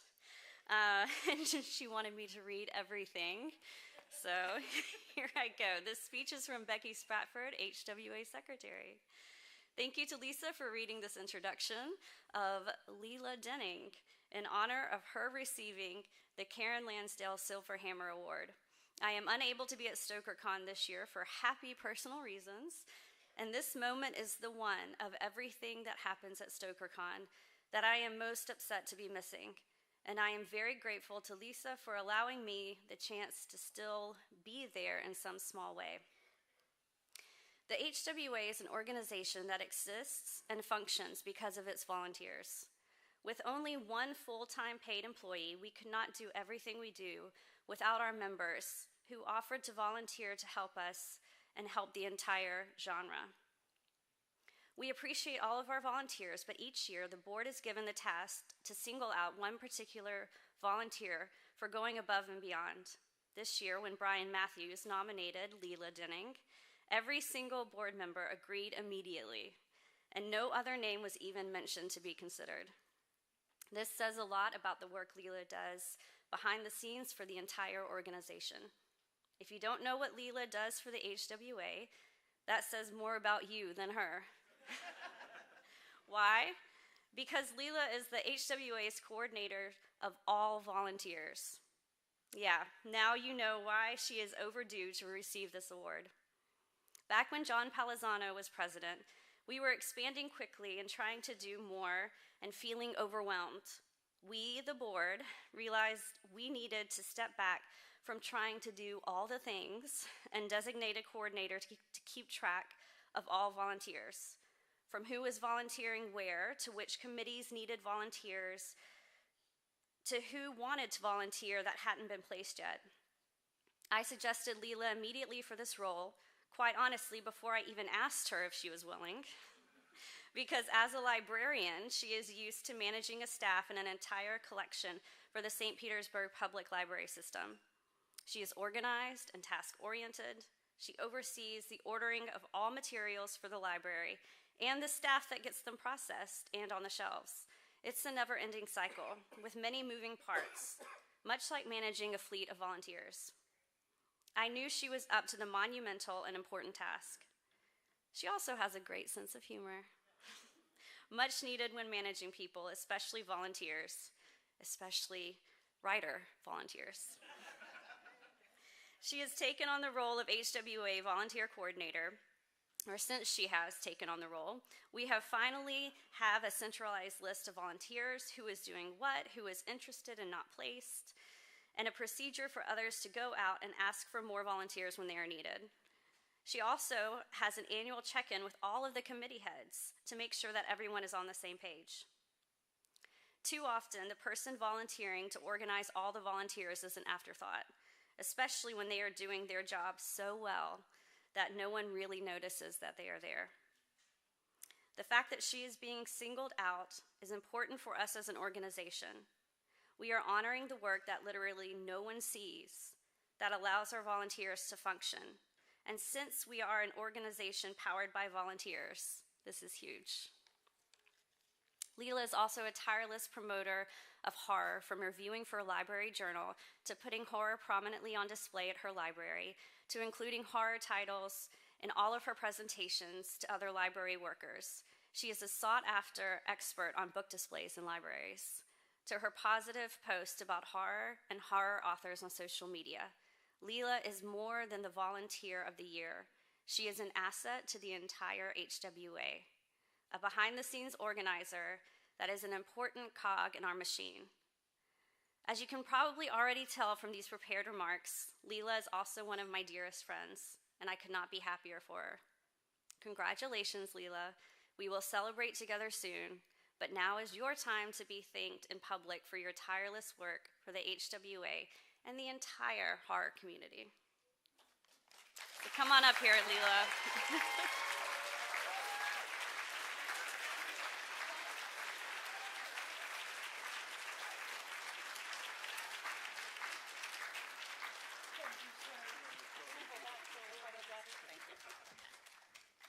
All right. This is like watching the library, just all in 3D. I'd like to thank the board, especially those who were on when I started. Poor Megan learned how many questions librarians ask when you make one simple query. My love to all the Halloween librarians who are huddled out there somewhere. They volunteer. They're over there.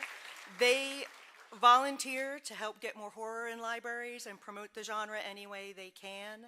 And they have made StokerCon a wonderful gathering place for librarians who are curious about horror. Special thanks to Becky Spratford, our secretary and our head horror librarian.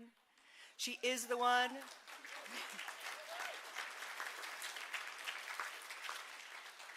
She is the one who convinced me to join the HWA and to volunteer.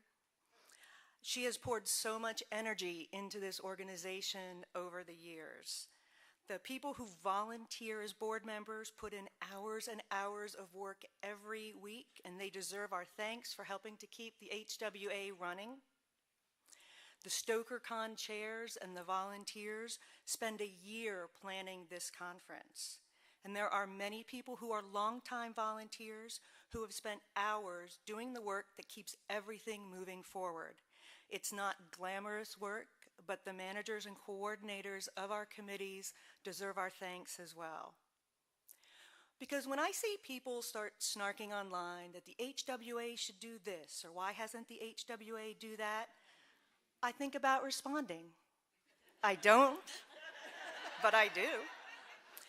Because what I consider asking them is, if they want Brian Matthews to take on one more task, or how much more they think Linda Addison can do. Because when I think about the HWA, that's what comes to my mind immediately. The wonderful individual souls who spend their free time helping authors, poets, artists, publishers, editors, academics, librarians, and horror fans move the genre forward. I would encourage everyone here to think about that when they talk about the HWA or interact with those who work in membership, chapters, social media, and all the other committees. They are talking to individuals who take time away from their own careers, families, and creative endeavors to help other horror creators and fans. It's difficult to remember because outside of this conference, so much of our interactions are online. It's easy to forget somebody who's decided to call themselves Sinky Sock 87 on some website is a person. But so is that big horror author you just tagged in a post. Both could be giving up some of their time and energy to help the horror community that gathers in this special place that is the HWA. It's a special thing that was created, this unique organization that promotes horror. We don't necessarily know their individual stories or what they are dealing with behind the scenes, but we know they are human and we can reserve some consideration, empathy, and understanding. Whether they are mega big author 1000, someone just starting out, or someone in between. We can all remember the legacy of Karen Lansdale, someone who came along and filled a void and said, "I'll do it." She spent hours and hours of tedious work to help the Horror Writers Association grow from an idea to an organization. It wasn't glamorous work. She photocopied, she made calls, she answered mail, she typed up newsletters with a full-time job and a family. The work she did is echoed in all the volunteers who step up and join Karen Lansdale in saying, "I'll do it." They answer questions, they post on social media, they help chapters, they process membership applications. I would like to thank all of them and acknowledge the hard work they do, not for their personal glory or for recognition, but because, like Karen, they see a need and are willing to do it for the love of an organization that allows all of us who love horror to come together, celebrate it, and move it forward. Thank you.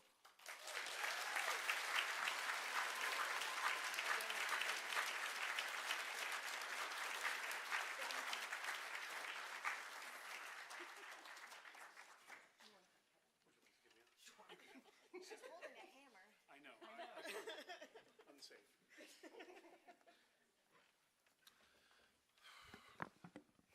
Coming up next, Superior Achievement in a Screenplay. Suddenly my intonation is sounding more and more like Kermit the Frog. I'm sorry about that. Superior Achievement in a Screenplay. Coming up, Jonathan Lees and Jamie Flanagan. Wah!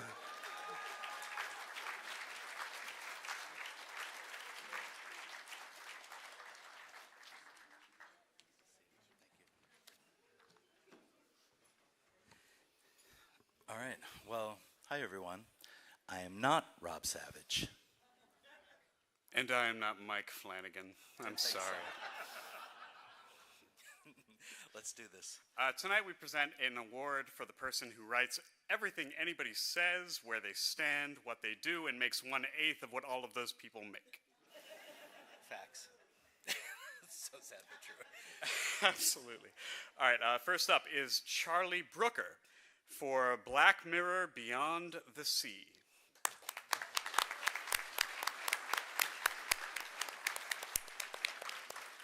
Michelle Garza Severa and Abia Castillo for Huesera, the Bone Woman.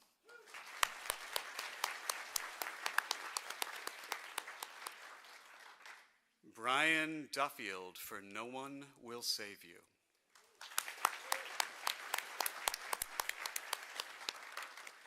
Demian Rugna for When Evil Lurks.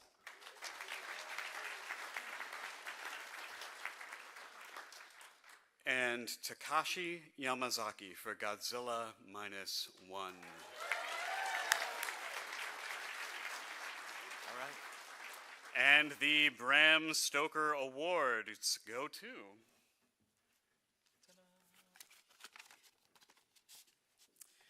Takashi Yamazaki, Godzilla -1.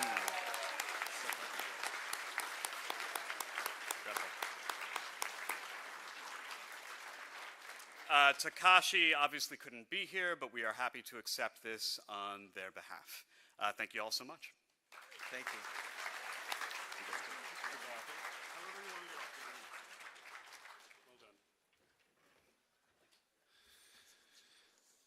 Is it me or is the big winner tonight the USPS? These things are not cheap to ship. Congratulations, Postal Service. Next up is Superior Achievement in Short Fiction, presented by Mercedes M. Yardley and Casey Griffin.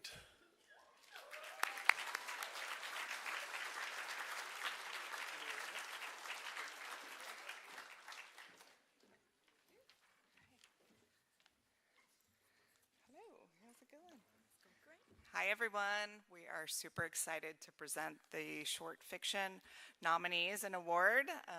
So let's get to it. All right. The nominees are L.E. Daniels, Silk, Hush, Don't Wake the Monster, stories inspired by Stephen King, Twisted Wing Productions.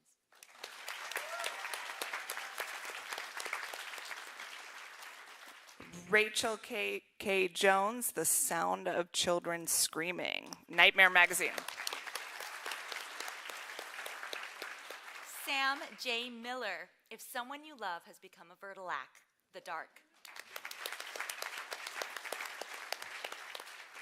Cindy O. Quinn, Quandam, from The Nightmare Never Ends, Exploding Head Fiction.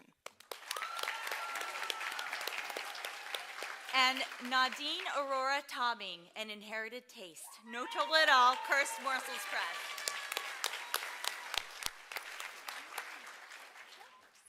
And the Bram Stoker Award for short fiction goes to Cindy O. Quinn, Quandam.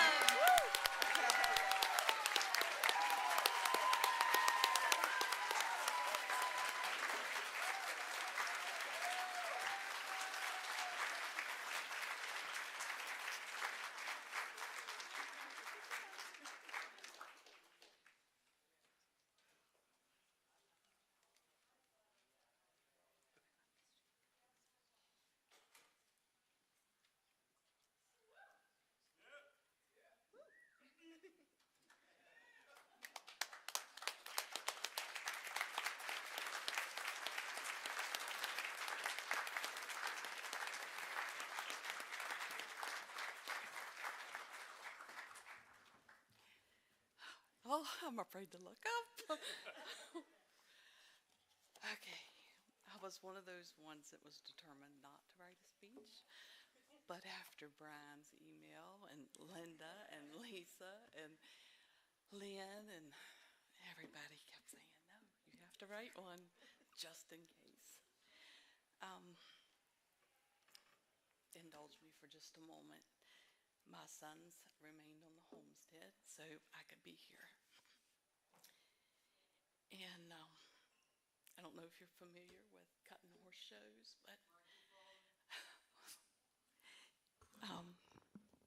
if you don't get this call, it doesn't matter because it's for Elijah and Zach. This one's for y'all. Ew! They'll know what that means. Oh, okay, now for the thank yous.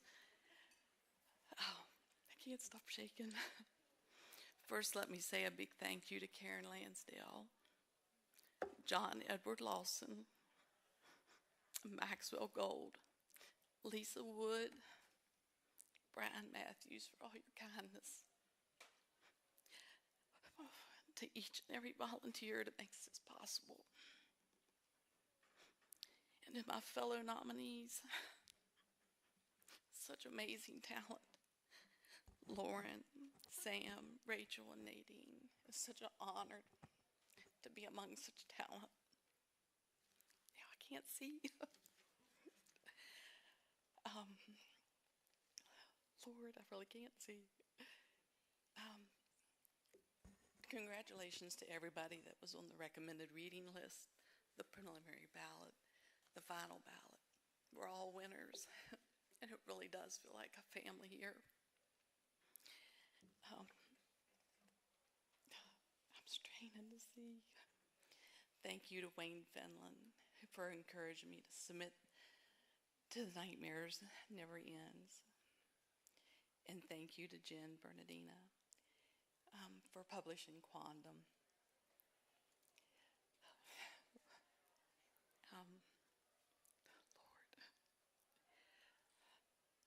Lord, excuse me. Special shout outs to those writers who have pulled me through the past 3 years with their love and kindness. I'd like to thank Thomas Tessier, Al Goingback, Linda Addison, Jeff Cilione, Jamal Hodge, the Morning Check-In Group, to my family and friends, to Bryce, to Stephen, and to Kim and Richard Wood and Greg Dearborn for recognizing something in my voice, and to Bob Ford and Al Goingback for telling me to own this voice, not to be ashamed of it, because it was unique, and I've always been afraid to share it. And they just encourage me so much to keep doing what I love to do. And I would like to one final round of thank yous. And that's to my mom, who started me out at a very early age, taking me to the drive-in every weekend and seeing all of the horror flicks that were within driving distance. Even in the little town of West Virginia where I grew up, we had 3 that we could go to each Saturday night. Whichever one was playing horror, that's where we would go. And to the elders of my family who taught me the art of storytelling before I could even read or write. To my late husband, Tim, and our son, Alston, and to all of those who have gone home ahead of me. Thank you. This is for you. Thank all of y'all.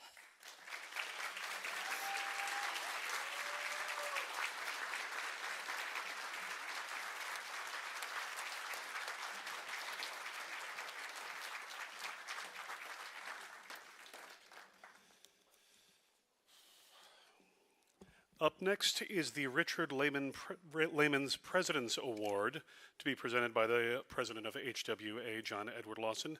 And if the recipient has not written a speech, y'all do what you want.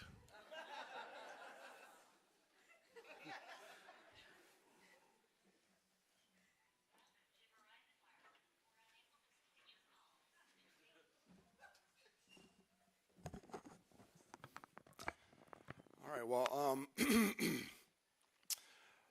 like a lot of you, I first met Brian Matthews, the novelist, the artist. I was fortunate enough to attend a reading of his in Providence, Rhode Island at StokerCon due to Lee Murray and Dan Raybarts, and it was very interesting meeting him. I had no idea who he was, but I knew right away that he was a very kind and intelligent person. And the next year in Grand Rapids, Michigan, in 2019, I got to see a little bit more of Brian, the volunteer behind the scenes up in his neck of the woods. He was very gracious in helping us get acquainted with his neck of the woods as we were, scheduled to receive an award that year. And I got a little bit of a peek behind the curtains then, even more so during the pandemic, when I helped out just a bit with the virtual convention that they put on in 2021, and I didn't realize how many volunteers were involved. And when I talked with Brian and Jim about, maybe helping check in with the virtual convention and, the technical aspects, I had no idea they were coordinating so many people. And then the next year in Denver, as one of the guests, seeing Brian tirelessly work around the clock, that's when I first really started getting a clue what he was really doing behind the scenes for all of us. So then I was kind of intrigued about, really helping out with the HWA after seeing what he and some of the others were doing for all of us.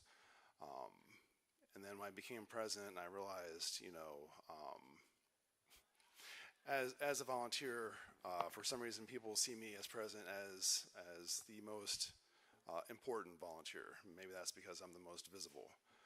But as far as I'm concerned, the most important volunteer in the HWA is whoever is helping a person in need in the horror community at that moment. Because for that person, that volunteer is the most important part of the HWA in that moment.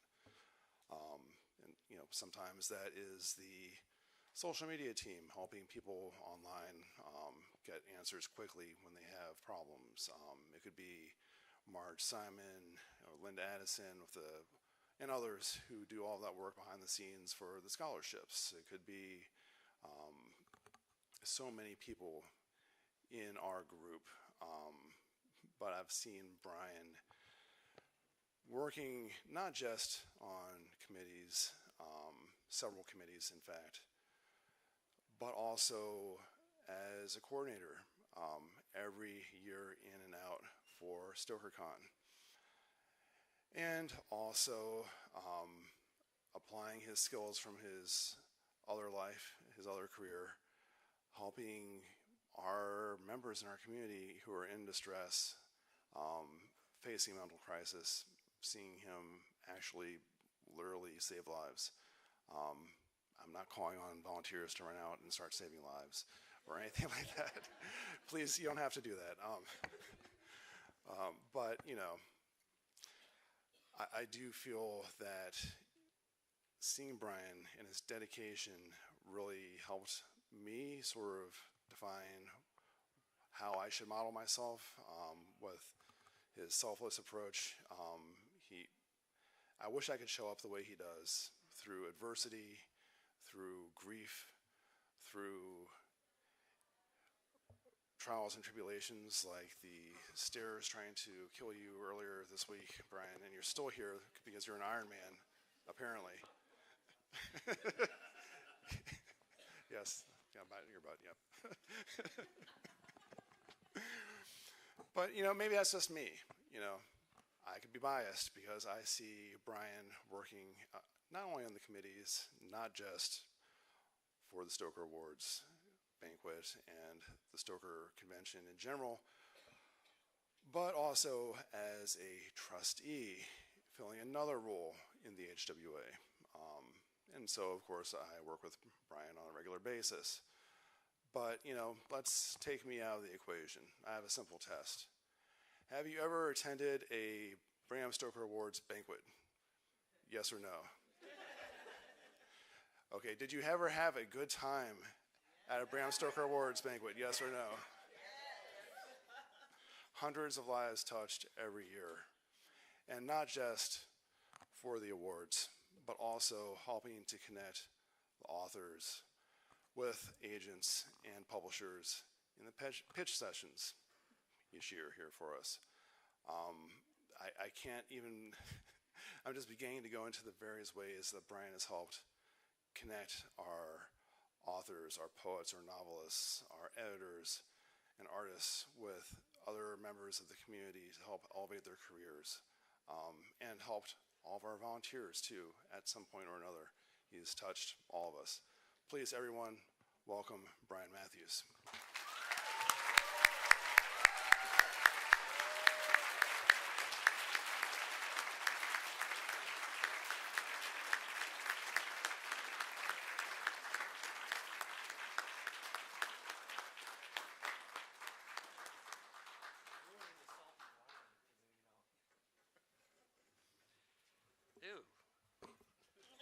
Okay, that's better.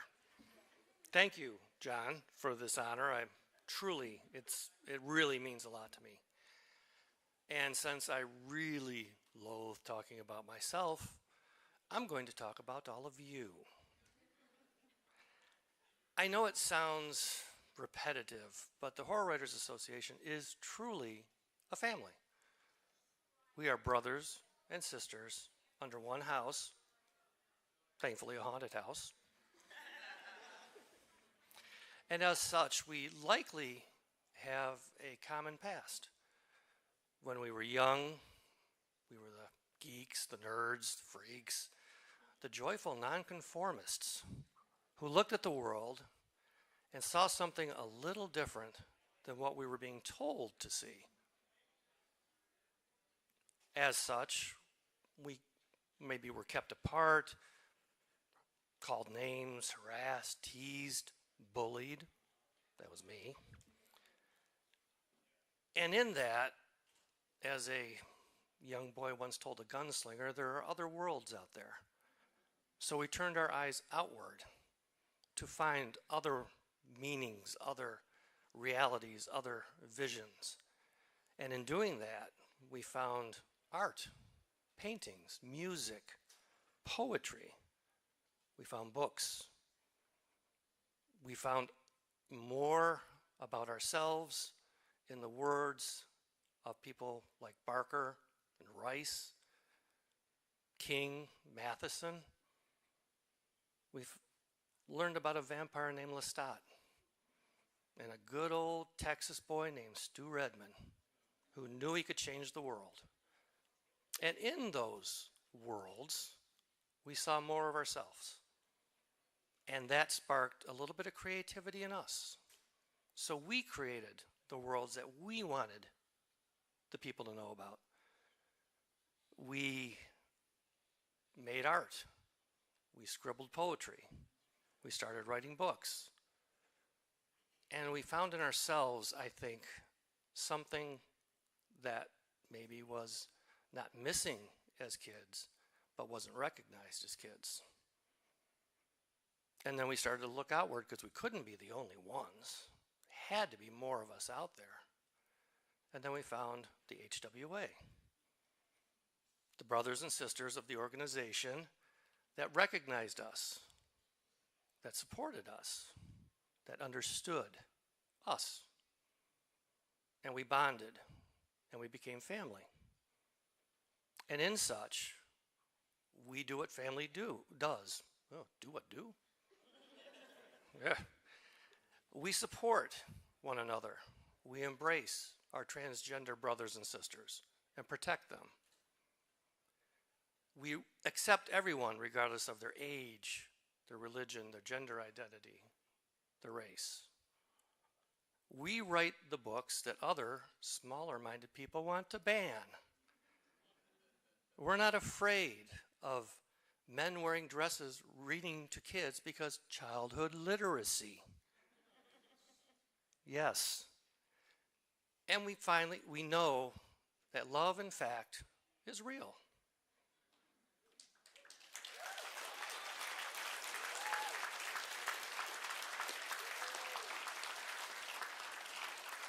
So now we gather in this house, the Halloween people. All right? And as we look around now, we realize that we are, and always were, the coolest kids on the playground.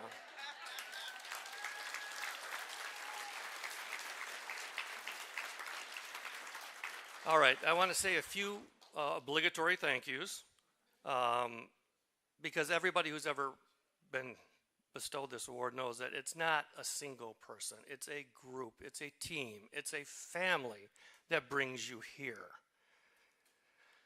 I'd like to thank Rena Mason, the very first person I met in the HWA. Was rode up in an elevator in New Orleans.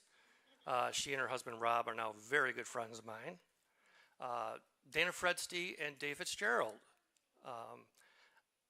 They took this really nervous, nerdy writer in the first few horror cons that I went to, took me under their wing, showed me the ropes, and actually taught me how to volunteer.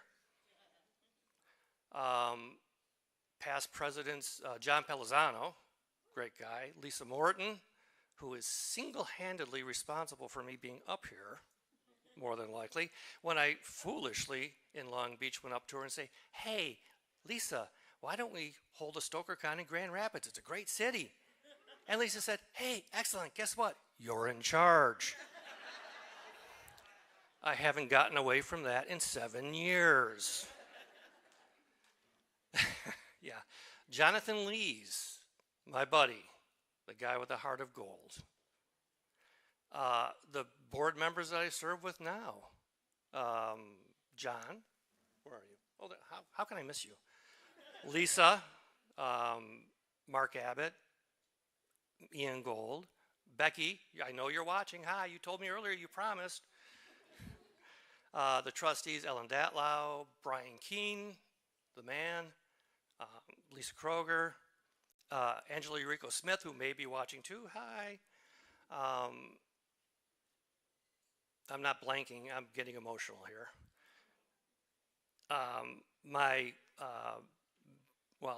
Brad Hodson, I hope you're watching. I love you, man, and I miss you.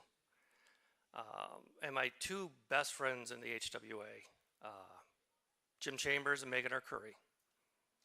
We have gone through a lot together, and they have literally seen me lose my shit. Pulled me back together, got me refocused, said this is the job, let's get it done, and we got it done. So I'd like to also thank my family, obviously. My daughter, Dana, Katie, my son-in-law, Brandon, my future son-in-law, Shane, Shaney Kissy Face, Suzette, and obviously my mom, my brothers, and all that. But I really want to co-dedicate this award to someone who is the hardest working volunteer, who's not a member of the HWA, my wife, Sue.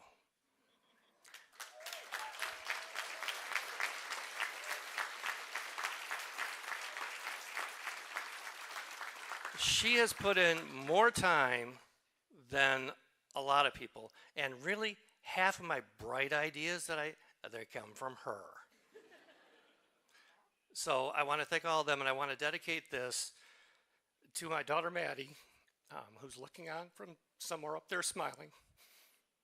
Maddie girl, your bride daddy, he did okay. Thank you.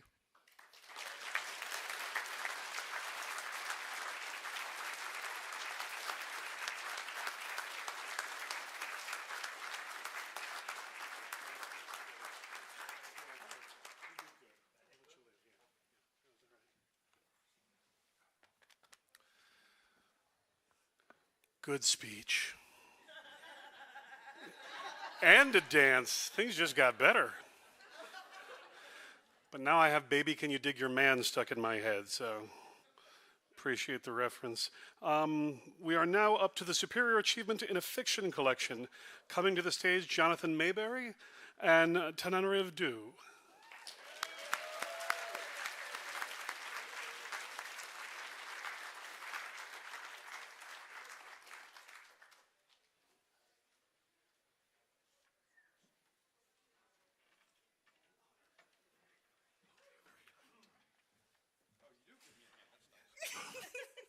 Hello. So in our vast preparations right before the banquet started, we also have not written a speech. In our defense, we were probably thinking about writing. Yeah, but I would like to say deep congratulations to all of these finalists. Write short stories. Short stories really do matter. And now our nominees for Superior Achievement in a Fiction collection. Gemma Files, Blood from the Air, Grimscribe Press.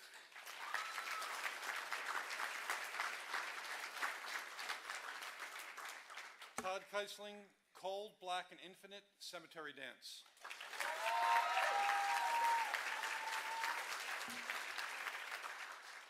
Josh Mallerman, Spin a Black Yarn, Del Rey.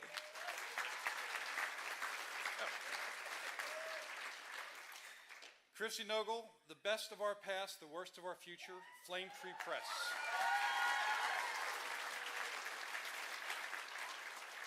And Sarah Reed, Root Rot and Other Grim Tales, Bad Hand Books. And the Bram Stoker Award goes to Gemma Files, Blood from the Air, Grimscribe Press.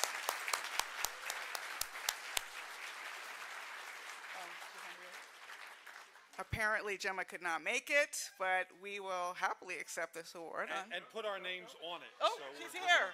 gonna- Yay, she's here. Much better speech coming then. Much better speech. We'll do some interpretive dance while we're waiting. Gemma, Gemma, Gemma. Oh.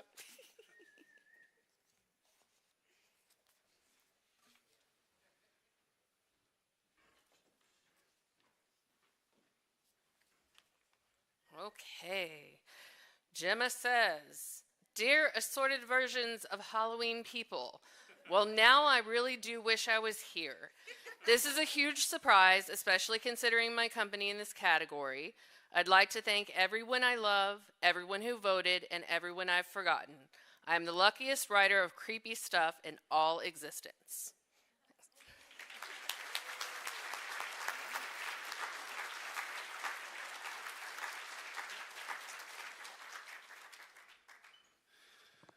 Next up is Superior Achievement in an Anthology. Coming to the stage to present, please welcome Ellen Datlow and Steve Rasnic-Tem.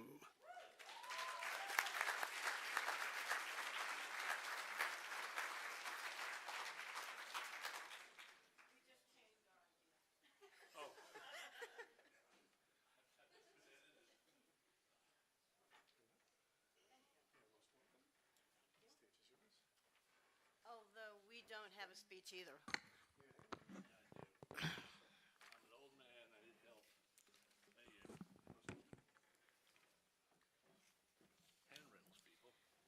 Do you want to start? Sure. Okay. Well, none of this dilly-dallying. The nominees for Superior Achievement in an Anthology: James Aquilone, Shakespeare Unleashed; Crystal Lake Publishing, Monstrous Books; Christopher Golden and Brian Keene, the Drive-In Multiplex, Pandy Press. Shane Hawk and Theodore C. Van Alt Jr., Never Whistle at Night, an Indigenous Dark Fiction Anthology, Vintage. Jordan Peele and John Joseph Adams, Out There Screaming, Random House. And finally, Rebecca Rowland, American Cannibal, Miami Press. And the Bram Stoker Award goes to an anthology.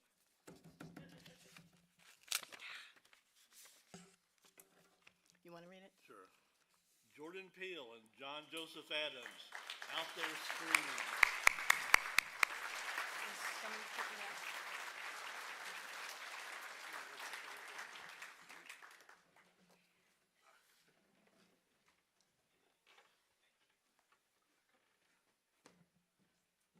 Good evening, everyone. I'm Jordan Peele.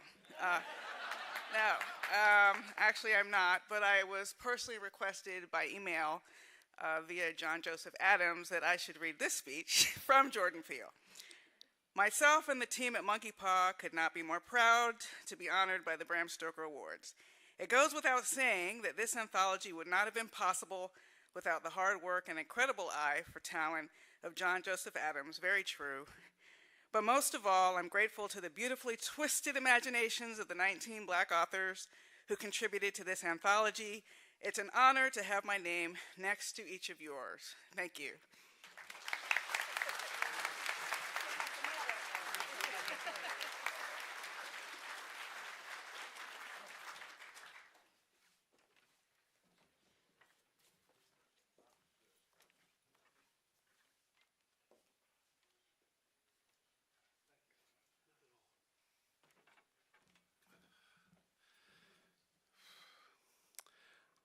Don't go too far, Steve, because we're up to the Lifetime Achievement Awards. Presenting the first Lifetime Achievement Award of the evening is Bram Stoker Award MC Kevin Wetmore. Thank you. Thank you, Kevin. Our first recipient of the Lifetime Achievement Award is Cassandra Peterson, better known by her nom de scare, Elvira, Mistress of the Dark. Yeah, give it up for Cassandra.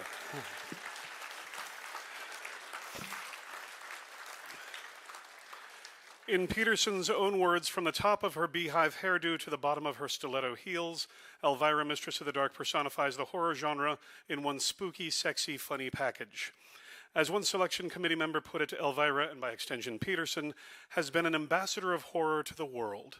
As Mistress of the Dark, her reign has now spanned 40 years, including her long-running nationally syndicated TV series, Movie Macabre, and 2 feature films, Elvira, Mistress of the Dark, and Elvira's Haunted Hills. In the mid-'80s, Thriller Video launched a line of VHS releases, some direct-to-video, some obscure older films, and even episodes of the Hammer House of Horror, hosted by Elvira, with many of the films in the catalog hand-picked and curated by Peterson herself. More than just the character of Elvira, Peterson has been involved in the promotion, celebration, and preservation of horror cinema. In the 21st century, Movie Macabre was revived in 2010, featuring Elvira hosting public domain films, airing on This TV until 2011. Elvira returned as a horror hostess in 2014 with 13 Nights of Elvira, a 13-episode series produced by Hulu, and again in 2021 for Elvira's 40th anniversary, Very Scary, Very Special, that aired on Shudder. In that same year, she hosted a series of shorts for Netflix entitled Netflix and Chills with Dr. Elvira.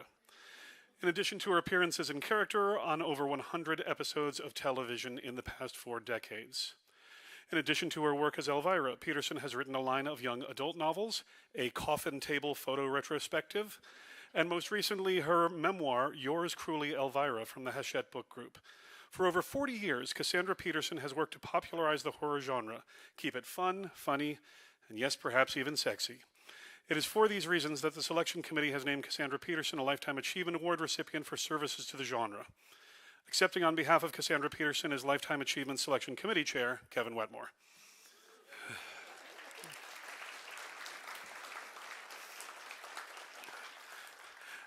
Ms. Peterson has asked me to extend her thanks and gratitude. She regrets that she cannot be here in person, but she is over the moon to receive this award. It means a lot coming from people who know horror better than anyone, so thank you.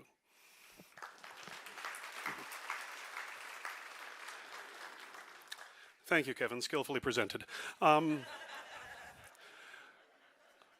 next is our next Lifetime Achievement Award recipient to be presented by the one, the only, the guy I fanboyed over, Paul Tremblay.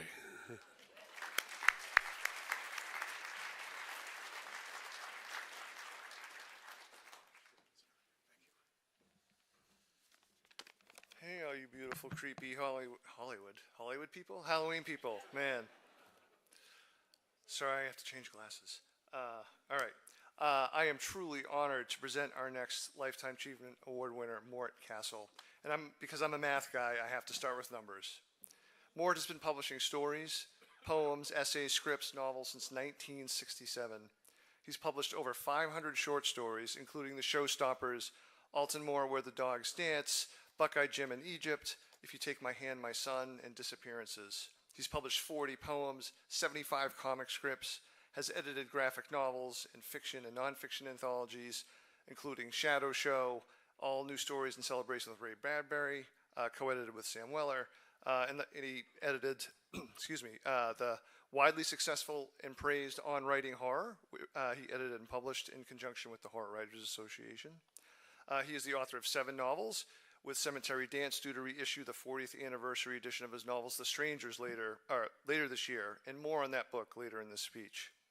And also 4 short story collections, including Nations of the Living, Nations of the Dead, and just the absolutely soaring Moon on the Water. Tonight is his 4th Stoker Award, in addition to scores of other awards and nominations. But of course, when it comes to art, the numbers never tell the full story, not even close.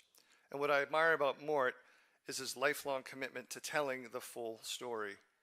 In Mort's stories, he inhabits the famous and infamous, including Marilyn Monroe in one of my favorite short stories, I Am Your Need. He is equally adept at inhabiting downtrodden, forgotten, nearly broken characters too. And he does so with heart. All his characters yearn for an ineffable and maybe impossible sense of hope within the horror. Whether the horrors are overt, subtle, sometimes ugly, or sometimes sublime, as all the best writers do, Mort's stories investigate what makes us tick, who we are, who we want to be, where we've been, where we're going, where we want to go. And he does it with a poet's and musician's ear for style and voice. and I'm going to read one paragraph from his, for that voice, from his fabulous Edgar Allan Poe riff, A Secret of the Heart. But eventually morning came, and with it, life. However, I could not throw off the multitudinous awful sensations of the dream. This fantasy then extended its terrific influence into every conscious hour of my days. I was prey to perpetual, deep-rooted, unending fright. It was the gripping apprehension which might be known by the condemned man as he mounts the gallows, or by the soldier as he is ordered to charge the vastly superior force of the enemy encampment. But my fear of dying was with me always. Thus resulted in my determination never to die. Mort often writes about writing and music and art, and how it's intertwined with humanity's ill-fated battle with death. Sometimes he does it with a gleefully pulpy wink and smirk. Sometimes he leaves you with a cold shudder, and sometimes he extends a warm hand. Sorry, Mort. Anyway, in preparing for this introduction, I reread a bunch of his stories, and it struck me how often Mort wrote about mentor-teacher characters as well. And with that in mind, if you indulge me a quick couple of personal anecdotes with Mort. So, in 2002, April of 2002, a lifetime ago, I drove 18 hours to World Horror in Chicago. Not the best decision of my life. Well, it was okay. And the con for me was almost a total disaster, almost. When I first showed up, I was overwhelmed because, I didn't know anybody. And you beautiful, creepy Hollywood people, God damn it. You creepy Halloween people. As beautiful as you were loud and scary to me, mostly Brian Keene. I spent most of that weekend in my hotel room. I had a pitch meeting with an editor at Tor, and when I said, hey, I wanted to write character-driven horror, he said I wasn't good enough. What's up, Tor? Sorry. There's a legitimate reason I bring that up besides petty revenge, all right? So I said it wasn't a total disaster, the trip to this convention, because I got to meet Mort in person. Mort was a fixture at that time on the HWA message boards, an official mentor to some, an unofficial mentor to many, including myself. And like I said, I got to meet him at the con. He was warm and kind, and when we talked, he asked what I was working on. He did not tell me what I could and couldn't do. The best teachers don't use that language. I left that conversation, inspired. I drove home 18 hours from Chicago, and as soon as I got home, I wrote a short story that was very much, probably too much, in the style of Mort's writing, and it won a pro-paying online contest. One more quick anecdote. Maybe like a year or so later, I published a story on the venerable Gothic.net. Anyone remember Gothic.net? The place rocked. And Mort read it and sent me a note. He reached out. He told me he liked it a ton and that he would have liked it even if it hadn't had the horror elements. And I took a step back. Without exaggeration, that was one of the most important writing lessons I'd ever received. He was telling me without telling me to serve the story. Don't force it to be something it wasn't. To serve the story. Whatever that story needs, you give that piece of yourself to it. So in addition to being a lifelong writer, Mort Castle has also been a mentor inside and outside the HWA, as well as a writing teacher. He taught at Crete, Monet, hope I'm saying that right, and Homewood Flossmoor High Schools and Columbia College in Chicago, as well as scores of workshops in the Chicago area schools. He once received a citation for Young Artists and Writers Alliance Scholastic Magazine's competition. Whew, that was a mouthful. As the only teacher in the United States to have students in 2 different high school districts win national writing honors. Maybe the numbers do tell the story when we're talking about all the writers and students Mort has helped, inspired, and continues to inspire. In fact, one of Mort's former students, the TV writer Mark Valadez, is now collaborating with Mort in developing an adaptation of his novel, The Strangers. So I don't know if there's a better testimonial or honor for a writer and teacher than that, but we're still going to give you the Lifetime Achievement Award anyway, Mort. On behalf of the HWA, I thank you and congratulate you, Mort Castle.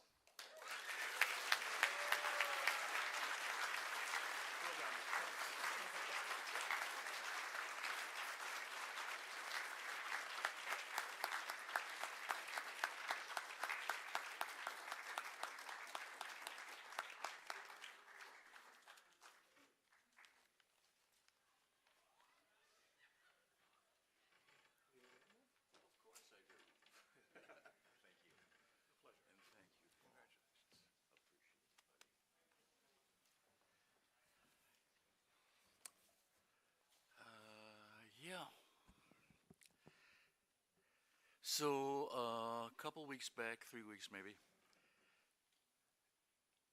I was delighted to be contacted by the Chicago Tribune because it is a real newspaper. And, you know, let's face it, they're going away. But the real newspaper contacted me, said, we've heard about the Lifetime Achievement Award. Have you any idea what you're going to say to people when you accept that award? And I said, let me think, because I'm a wordsmith. Yeah, I've got it. I'm going to say, thank you. Then I'm going to say, thank you. And I think I'm going to wrap it up with thank you.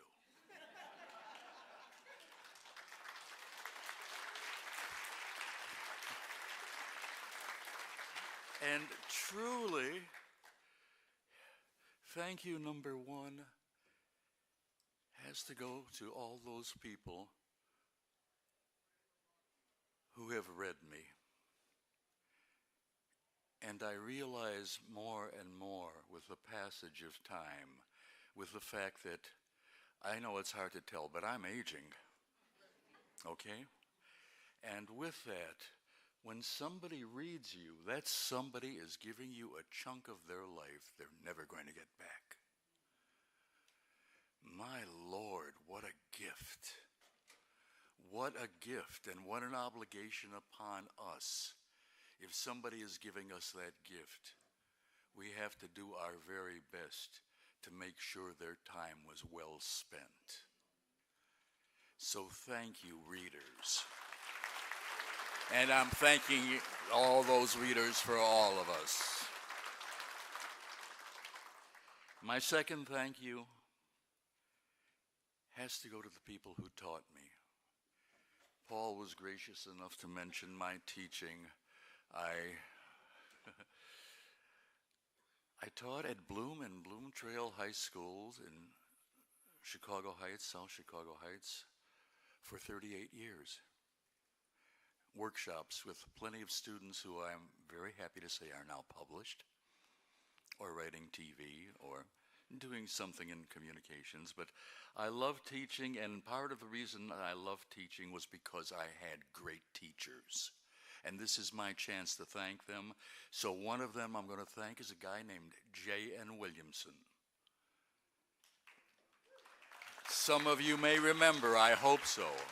I hope his fate is not obscurity. He was too good for that. He was a winner of the Lifetime Achievement Award. Matter of fact, he won the same year that Stephen King did.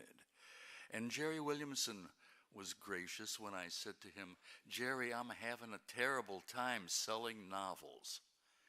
He said, oh, which is a pretty good response. I said, Jerry, maybe there's a secret. Maybe there's a tweak here, a twist there, a bend here that you can suggest I do. Would you mind taking a look? Jerry said, okay. So I sent him 60 pages of a novel. Double-spaced pages. Once upon a time, there was this thing called mail. And about 10 days, 2 weeks, in the mail, U.S. Postal Mail, I get 10 pages of commentary on my 60-page excerpt from a novel. Single-spaced. This is almost verbatim. Dear Mort, you're a pro. I respect your professionalism. And I have to tell you frankly, I've never seen such a pile of crap coming from a pro in all my life.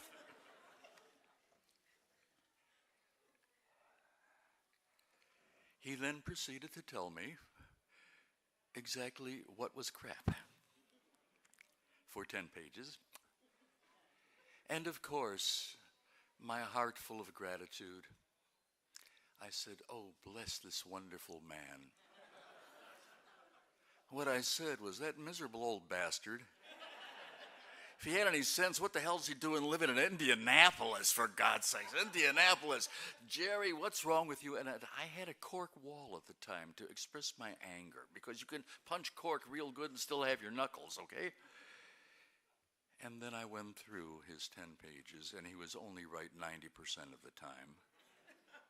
The book eventually became The Strangers. It's never been out of print since 1984.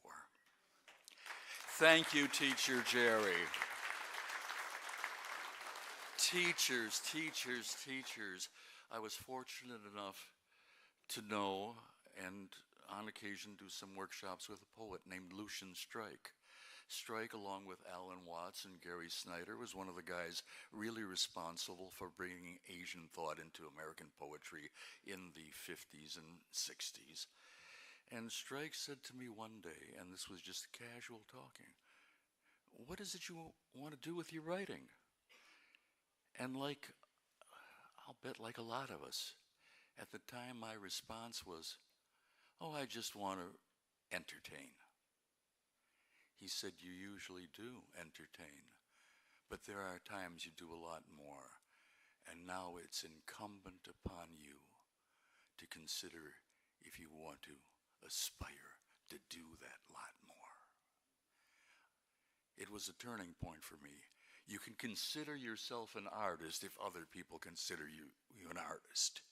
If you can just do it on your own, you're the rare bird indeed. And the final teacher I want to mention was years and years and years ago, and I realized how serious he treated me when I needed to be treated seriously. I was 19. I wanted to play guitar well. The teacher was a man named Josh White. Josh White was a recording star. Josh White was a movie star. Josh White eventually ran into great trouble with the McCarthy people. But Josh White was the guitar player I idolized, and I'm talking to him, and I said to him, "That thing you're doing on the 12th fret," at the time it was called choking the guitar. Today we call it bending, okay? I said, "Could you show me how to do that?" He didn't say, "Get away, kid, you bother me." He said, "Watch." And he showed me. 3 different people in different ways. They took me seriously. They gave me validation. That validation enabled me to say, yeah, I can do some aspiration and be serious about it. My third thank you, well, I'm sure you'll all be familiar with this. Family and friends. There might be somebody out there who can do it all on his own. I've never met that person. I doubt you have. And I imagine if you did meet him, you probably wouldn't like him very much. I have had the family and friends. So my public thank you to my sister Arlene, who knows just when to send a therapeutic pizza. And writers, you can appreciate that, I'm quite sure, okay? To my mother, who used to go into the 7-Eleven to purchase my latest literary masterpiece from behind the counter. Yes, my son has something in that issue of Penthouse. And over there, the Cavalier, you can let me have one of that. And what's that, Bodacious? No, he doesn't have anything in that one, no. So thank you, family there. Thank you, friends. I've often said I owe the late Bob Weinberg, another Lifetime Achievement Award winner, maybe a third of my career. Except other times I say I owe him probably half. Bob made things happen for me with encouragement, opportunities, knowledge. He was a dear heart, and I miss him regularly, all the time. Thank you, my dear wife, Jane. When I said to her many years ago, I wanted to pursue this writing thing seriously and full-time, she's the one who said, do it. She's the one who said, will get by. And she is the one who made sure we did indeed get by. My career is due to my wife. July 4th is our anniversary. We'll be married 53 years.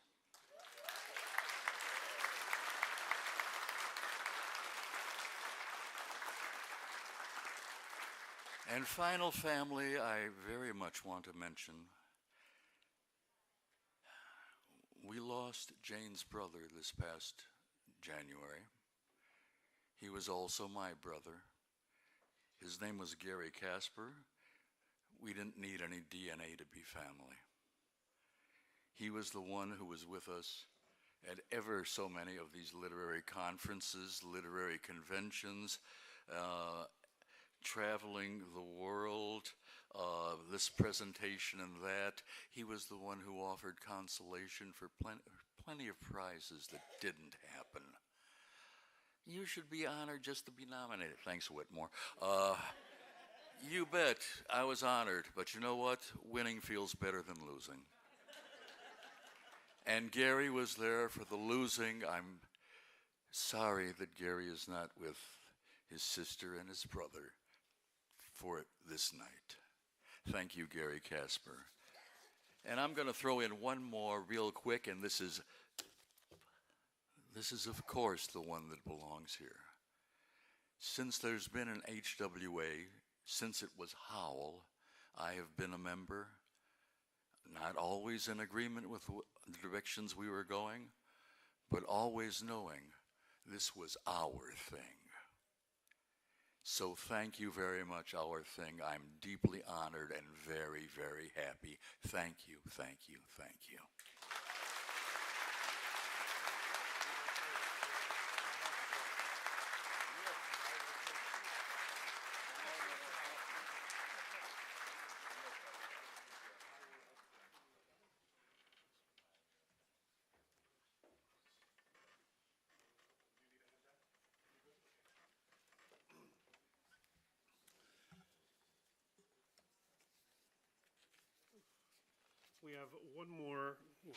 We have one more Lifetime Achievement Award winner. Before we get to that, however, I would like to thank the committee members of the Lifetime Achievement Award, the selection committee, Rhonda Jackson-Joseph, Lee Murray, Cynthia Palaio, and Tim Wagner, who with myself selected tonight's recipients from suggestions made by the membership. So thank the four of them for all the hard work they did, since we're talking about volunteers tonight.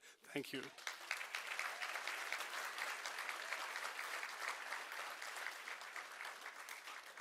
And for our final Lifetime Achievement Award, we brought up the Kendrick Lamar of horror, Paul Tremblay. So now we're going to bring up the Drake of horror, John Langan.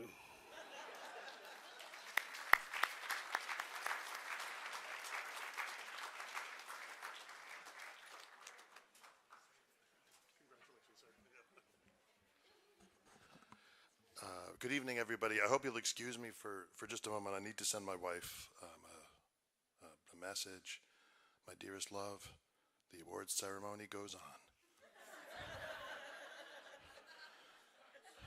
Paul Tremblay attempted to bring math into this situation. Stephen Graham Jones continues to fidget with his knife. This does not alarm me in the least. Michael Sisko has apparated. Brian Keene looks fabulous. Okay. Thank you.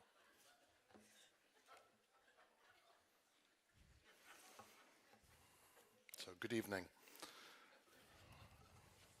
It is the evening, right? It's not good morning yet. It's my pleasure and my privilege to say a few words about Steve Rasnic Tem tonight. So, Steve Rasnic Tem wrote a story in which a guy cuts off his face. He's picked a wound on his cheek, and he eventually slips the blade of a knife into it and uses the access to slice his skin from the muscle below. Now, this act occurs in a story called The Unmasking, which first appeared in the anthology Phantoms, edited by Martin and Rosalind Greenberg. The story is a Phantom of the Opera tribute. there's a reclusive guy who lives alone in a vast dwelling to which he brings a hapless young woman whom he keeps captive there. This guy is obsessed with the Lon Chaney Sr. version of the story, using it as a kind of template with which to understand himself. Eventually, inevitably, there's a moment of unmasking, a moment where the phantom figure's true visage, mutilated, disfigured, is revealed. Just as it doesn't go well for the Lon Chaney Sr. or Gaston Leroux's original, Tem's updated version comes to a bad end. That Steve Rasnic Tem would write an astute, insightful updating of the Phantom of the Opera will come as a surprise to no one familiar with his work. By re-envisioning the Phantom in a contemporary American setting and making him an anxious, insecure, deluded young man, Tem subverts the Phantom's association with a kind of Byronic romanticism, or perhaps it would be better, more accurate to say, he brings to the fore the elements of obsession and misogyny latent within the Byronic hero. But he does something more, and he does it through the face slicing off scene. Yes, the immediate violence of the scene shocks the reader. What seems to me equally affecting, however, is the manner in which the gesture kind of focalizes the way in which the Phantom character's monstrous identity and the behavior it produces, it becomes an act of profound violence against himself. To be a monster is to harm yourself, to mutilate yourself. And this is not to say that Tem excuses his Phantom's behavior or apologizes for it. Rather, he stands at a careful distance from it, near enough for empathy, far enough for clarity. It's a remarkably nuanced perspective for a story so over the top. Now, at the risk of seeming too clever, I think the face slicing off scene might serve as a kind of a figure for some of what Steve Rasnic Tem does in his fiction, short, long, and in between. For one thing, it occurs within a response to a classic text within the horror field. From the start, Tem has been an extremely literate writer, aware of and engaged with the tradition of horror, fantasy, science fiction, crime, and mystery fiction, and also what Salman Rushdie would call mimetic naturalism, realism. Perhaps the key word here is engaged. Rather than treating these traditions as static, inviolable, he's approached them in a spirit of conversation, as it were. Instead of being the end of his fiction, the tradition serves as its beginning. It seems to me here that I could also make a connection between his concern with the practice and the perils of storytelling and his excellent early novel, The Book of Days, whose protagonist writes a variety of different kinds of stories in an effort to bring himself back to himself. For another thing, Tem keeps close to his protagonist's perspective, following the rise and fall of the young man's thoughts, the ebb and flow of the impulses driving him. You could describe this as a story of psychological realism, one that explores the way we use stories to explain ourselves to ourselves, or maybe to fantasize ourselves to ourselves. But this comparison gets away from the narrator. And the pull of the text to which he's likened himself, it overwhelms him. That principle of, let's call it metaphoric overflow, seems to me one of the driving engines of Steve Rasnic Tem's fiction in general. You begin one of his stories with an underlying trope, and as the narrative progresses, that initial comparison crosses from figurative to literal, i.e. the metaphor becomes real. At the same time, because Tem is always interested in his character's psychology, whatever profound change is taking place in their environment channels to the deepest part of them. It's not uncommon to hear Tem's work described as surreal, which is not a bad word to apply to it, but which benefits from a little bit of clarification. The surrealists, recall, were interested in evoking and exploring the space of the unconscious Through doing this, they were hoping to leapfrog conventional rationality to sudden insight by allowing their metaphorical underpinnings to bloom, to expand. Thames stories bring their readers to a similar place of revelation. I also think a connection can be made here between Thames' narrative technique and what it allows him to do in The Man on the Ceiling, the novel he co-wrote with his late wife, the writer Melanie Thames. An astonishing meditation on grief and loss, this novel's figurative elements give it a weight that leaves a permanent imprint on the reader's mind. Seriously, this book is a masterpiece. Had Steve Rasnic Thames done nothing more than co-author The Man on the Ceiling, he would still deserve this award. The final significance of the face-slicing off moment is the sheer over-the-top violence of the scene. Thames' fiction is intensely aware of violence in all its permutations, from the physical to the psychological to the emotional to the epistemological. Whether from their psyches, their families, or their surroundings, Thames' characters live in a world of threat. When it comes, violence in these stories is immediate and brutal. It connects, I think, to that leapfrog moment we were just talking about. The moment of insight in these stories arrives with the baring of a bloody fang, the rasp of a knife. Here's the place to mention one more of Thames' novels, the brilliant Ubo, which takes as its subject an interrogation into the human capacity for violence. If I describe it as a blend of Kafka, Philip K. Dick, and American Psycho, I still won't have done it justice. Suffice it to say, it's a book unlike any other. One of the, that was a dirty secret, but one of the secrets of all writing, all creative writing, but maybe all writing, is that the goal ultimately is to become yourself, to achieve an identity as an artist such that your name stands for a body of work as idiosyncratic, as unique as you are. This is the depth of insight and praise to be found in Joe Lansdale's remark, Steve Rasnic Thames is a school of writing unto himself. Now, in writing this introduction, I've been aware of how much I haven't been talking about. Perhaps most importantly, Thames' long marriage to and partnership with his wife, Melanie.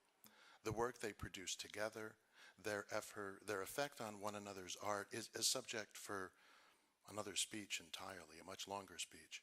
So is Thames' teaching of newer writers and his lifelong exploration of his heritage as an Appalachian writer. About Thames' life and work, the relationship between them, there is much, much more to say. That just means, though, that we'll have to continue this conversation. So, for the moment, would you join me in congratulating Steve Rasnic Thames on his very deserved Lifetime Achievement Award?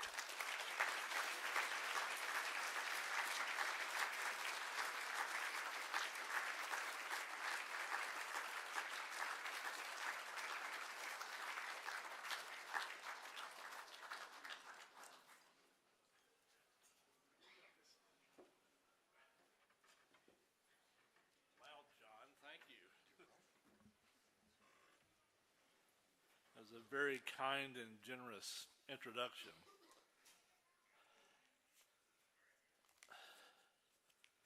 I seem no longer able to memorize even a 3-item grocery list, so I'm going to read this. I just want to say something about gratitude. Tonight, I'm feeling full of gratitude, not only to the HWA, but to all the writers and editors who have supported me from the beginning. Over the last 45 years, there have been a lot of them. People who somehow convinced me that a writer was something I could be. The nourishment of new talent has existed in this genre long before there was an HWA. Writers encouraging other writers to create stories in their unique voices, stories no one else could have written. In this genre, we make a practice of not just welcoming new writers, but celebrating them. I grew up in the isolated little town of Jonesville, Virginia, roughly 1,000 people during the 50s and 60s. If you look at a map of Virginia, you'll notice that on the western side, Virginia ends in a skinny little triangle. Jonesville is near the tip of that triangle, the heart of Appalachia, the heart of coal country, and years after I left, the heart of the opioid crisis. My little hometown of Jonesville is famous for two things. Most recently, because it's a setting for Barbara Kingsolver's Pulitzer Prize-winning novel, Demon Copperhead. Its other claim to fame is it's the poorest town in the state of Virginia and has been for many years. We didn't get a public library in the county until the 60s, around the time I was in the 7th grade, and there were no bookstores, and I'm told there still aren't, not in the entire county. But I always loved stories. I decided early on I wanted to be a writer, but I never talked about it. In that little place, the ambition to be a writer seemed like the wildest of fantasies. Wanting to be a writer was like wanting to be an astronaut or a movie star. Things like that didn't happen for people like us. I majored in English at VPI. I studied creative writing at Colorado State University under Bill Tremblay and Warren Fine. I joined Ed Bryant's Northern Colorado Writers Workshop. A number of professional writers have come out of that workshop, Dan Simmons, Connie Willis, and a number of others. It's also where I met my late wife, Melanie, the smartest and loveliest human being I'd ever met. During our long marriage, nothing I wrote left the house until she'd read it first. Now, when I finish a piece of fiction, I try to imagine what she would have said about it, and I still follow her advice. And I found my model along the way. It was the fiction of Ramsey Campbell. When Ramsey described a landscape, he was also describing the interior of his protagonist's mind. He knew just how to meld the inner world with the outer. I was really blown away by his fiction. Sometimes I would read it at night when Melanie was trying to go to bed, and I would read it aloud, and she would complain, but we were both quite impressed. I read everything of Ramsey I could get my hands on, as well as the British ghost story writers who came before him. I made my first professional sale, City Fishing, to Ramsey for his anthology New Terrors in 1979. I've worked with a lot of editors since then. In the early days, there was Stuart David Schiff and W. Paul Ganley, Alan Ryan and Charlie Grant, Peggy and Dreamy with Gru, David Silva with The Horror Show, Rich Chismar and Cemetery Dance, Stephen Jones and David Sutton in England, Ellen Datlow, Roy Torgeson and his Chrysalis series. I was still a painfully shy kid from Appalachia who was thrilled every time one of these people called me. And even though I was really shy, I found I was so busy it didn't really matter. All these editors kept me writing. I learned a great deal from studying Alan Ryan's copy editing, especially his deletions, and to this day my primary tool for editing is that delete key. Charlie Grant could talk to you for hours about how the ghost story could be used to express contemporary concerns. And all those conversations, just talk after talk with Dennis Edgison about subtlety and technique. The three men I just mentioned, along with my dear friend Ed Bryant and my wife Melanie, my old teachers, are gone now. When you reach your 60s and 70s, you lose people with sometimes alarming frequency. But oddly enough, I've discovered that gratitude comes more frequently as well. As much as possible, I look forward instead of back, and I seize opportunities to be present. If you see me at a convention like this one, You may have noticed me in the audience for a panel taking notes. I've always believed that if I ever stopped being a student, I'd stop being a writer. There are some writers like Ramsey and Dennis and Robert Aikman, Shirley Jackson and Toni Morrison, Italo Calvino and Dino Buzzati I've been studying for years. Joe Lansdale is another. If you want to know how to perfectly blend humor and horror, read Joe's Smokey the Bear story.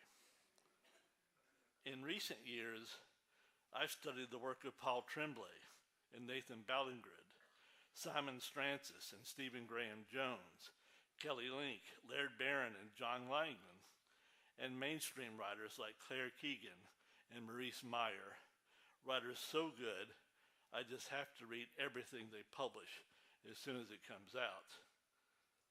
But the last 2 or 3 years, I've been reading primarily new writers. The basics of storytelling haven't changed in centuries, but there are shifts in transitions, in the leaps from one idea or image to the next, and in the balance between fantasy and reality. As writers absorb other media, react to the news and the internet, and bring their own cultural experiences to their stories. These are writers who are expanding our powers of empathy. Folks like that wonderful Chinese-Canadian author, Ai Jiang, and the African-Australian author, Eugen Bacon, with her sumptuous prose and surprising blends of science fiction and horror, and the startling imagery of the Hungarian author, Attila Verish, with his first English language collection, The Black Maybe. As a reader, I'm awfully hard to surprise, but Verish managed to surprise me with every single story. Then there's Christy Nogle and Haley Piper, Eric LaRocca, Carmen Maria Machado, Gabino Iglesias, Livia Llewellyn, the wonderful Pimi Aguda, Christy DeMeester. I could go on another hour or two just naming names. There's just been so many. But you get the idea. These are my new teachers, whose stories I study and contemplate and try to figure out how they did what they did. So I want to express my gratitude tonight to them and to everyone I've mentioned tonight. And thanks so much to all of you. And I'll try not to break that award before I get home. Thank you.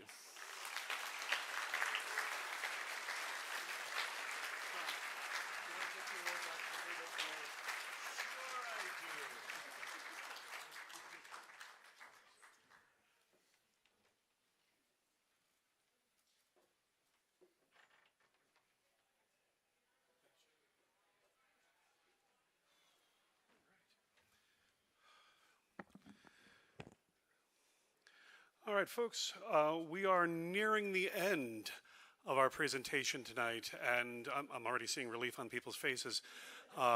Again, congratulations on all the winners, but you know, looking out here, it's looking like a film still from Platoon. You all have this "I've seen things" vibe. We're getting there. It's going to be good. Up for a here to present superior achievement in long fiction, Stephen Graham Jones and Lisa Morton.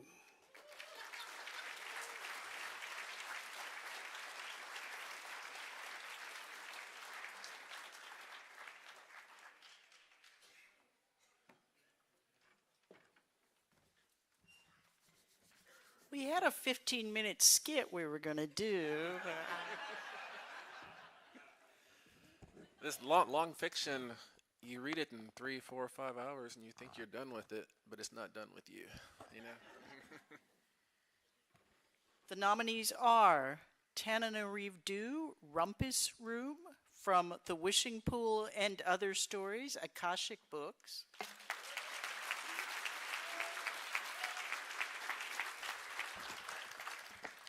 Ai Zhang, Lingoon, Dark Matter, Inc.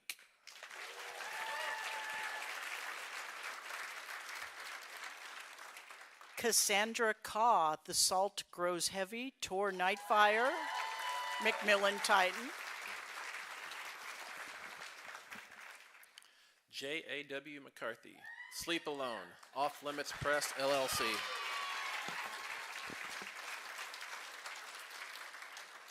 Lee Murray, Dispatches, PS Publishing.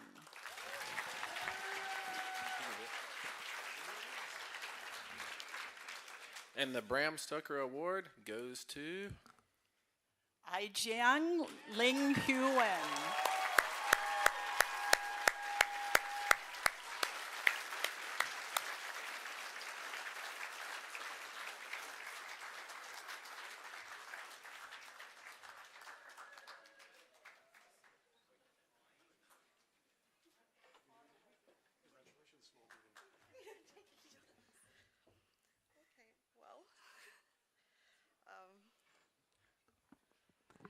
So this book would not exist if not for all the kind hearts who have touched my life and believed in my writing.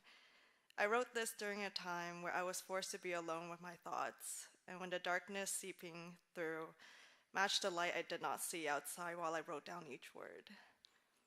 To all my flashlights who have guided me through the dark, to all those who have lost someone, someplace, a language, a home, to those who are mourning, who remain in timeless grief, and to those who have chosen with reluctance to move on. You are not alone.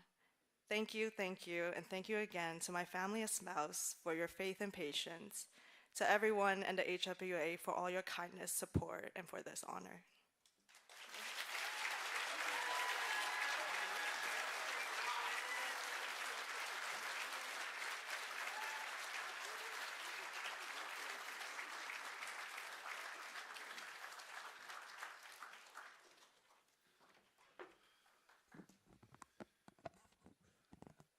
Superior Achievement in a Novel. Coming to the stage are Paul Tremblay and Todd Kiesling.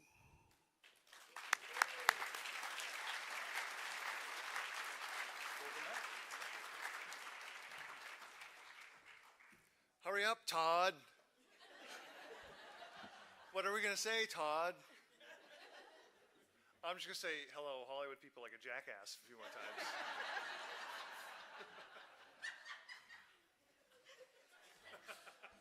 You have a head full of ass, Tremblay.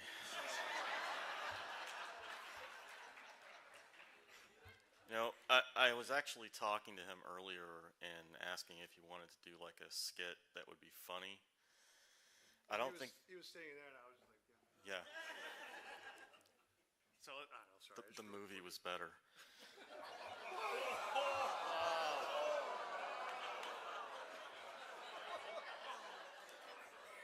Love you.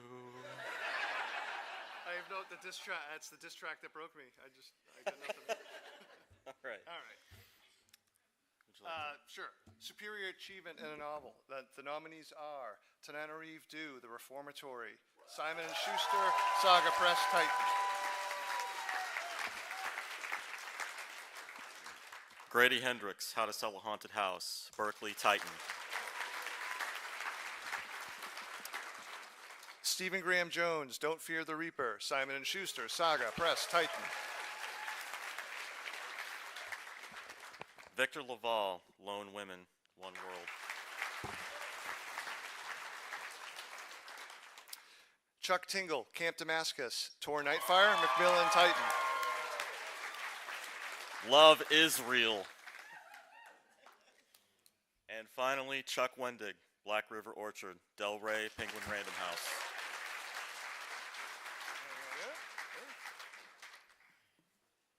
The Bram Stoker Award for Superior Achievement in a Novel goes to Tananarive Dew, The Reformatory.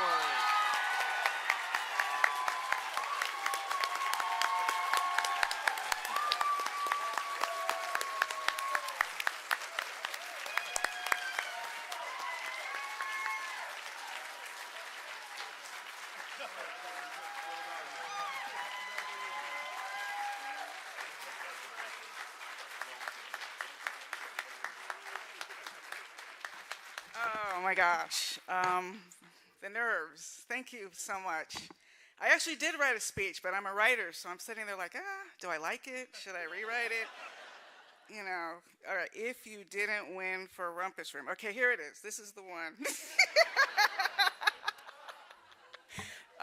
Yeah, I had to write 3 speeches. I will just stick to it for a little while. I know it's a long night, and I do not want to keep you here, but this is an incredibly powerful moment, not the least reason being that it was such a strong, strong category of authors who are trailblazing and I admire so much. In fact, this room is full of such talent. Give yourselves a hand. This is amazing, just this room. So thank you so much to the Horror Writers Association for this very deep and special honor. The committee, the voters, the horror family, the Halloween people. Does this mean we get to put our decorations up now? Because that's what I'm doing. And I want to give special thanks to my husband of 25 years, Stephen Barnes, who's here. Whew, thank you so much for 25 years of dreaming and the 7 long years it took to write this novel. I tell you, the reformatory almost broke me. There were times well, first of all, I almost stopped writing it. There were times when I thought, okay, this is the last one, because 7 years, that's some BS. I'm going to do Hollywood stuff. And anyway, I don't have the words for how gratifying it has been just in the brief time I've been here. I got here a little bit late. So many readers have come up to me to share what this story meant to them. And you have no idea what that means to me, because this novel started with such pain. But before I tell that whole story, let me not forget the rest of the people I want to thank, because that would be bad. My stepdaughter, Nikki Barnes, our son, Jason, my sisters, Johnita and Lydia, my father, 89-year-old freedom lawyer, John Dorsey Dew Jr. There's no me without them. And also my editor, Joe Monty at Saga Press, and that whole amazing team there. Thank you so much for bugging me about it years before it was written. And of course, my agent, Donald Moss. I was going to tell a long, convoluted story about other experiences I've had at the Stokers, but I'm going to skip to this book, because that's what I just want to talk about really briefly. And then you get to go. Is there dancing later? Is there dancing? Because I want to dance. Right after my mother passed away in 2012, in early 2013, I got a call from the Florida Attorney General's office. And I learned for the very first time that I had a great uncle named Robert Stevens, who apparently had died while in custody at the Dozier School for Boys in Marianna, Florida. I had no idea that he existed. His name had been erased in the family. Even a nephew who had been named for him did not know for whom he was named. It ripped a hole in my family that they tried to paper over in whatever ways people have to pave over the horrendous loss of a child to a system like that. But as soon as my father, who was also grieving with me and was back then in his 70s, late 70s, we went to the Dozier School. As soon as I heard the stories from those survivors, I knew I had to write about this in some way, but I didn't think I could do it as nonfiction, because it's a terrible, terrible story with a terrible, terrible ending, and I wanted to give Robert Stevens a better ending. So that's what we did. We worked on it. My father and I visited the site many times. He helped me craft one of the scenes in the judge's chambers, like, what do you say to a judge in 1950? And he told me what he would have done. And whenever I got stuck in the writing and asked what those courageous young people would do, Robert and Gloria Stevens in this book, all I had to do was ask myself, what would my late mother, Patricia Gloria Stevens, had done if she had been in Gloria's place? Thank you so much for your love and support of this novel that was so difficult. It does feel now that maybe it was worthwhile to keep trying and to keep persevering. This feels like a homecoming with a true, true family. And thank you all so much. I am so excited. And if I left anyone out, I apologize. But have a great night, everybody.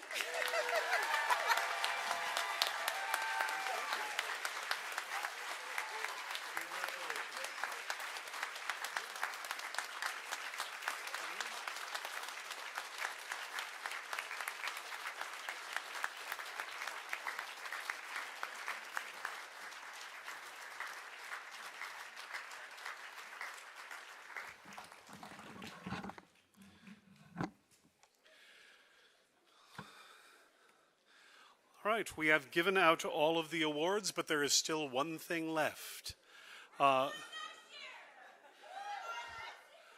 That's not mine to share.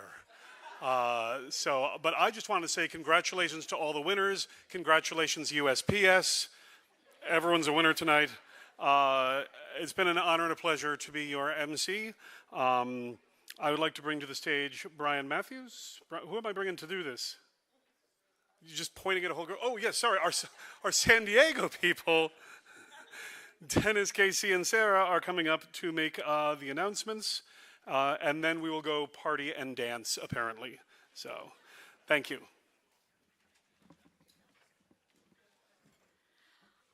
Alrighty, so as a lifelong San Diegan, I cannot express to you how much of an honor it has been to have and host our fellow weird, strange, wonderful, eccentric, and endearing fellow authors to my hometown.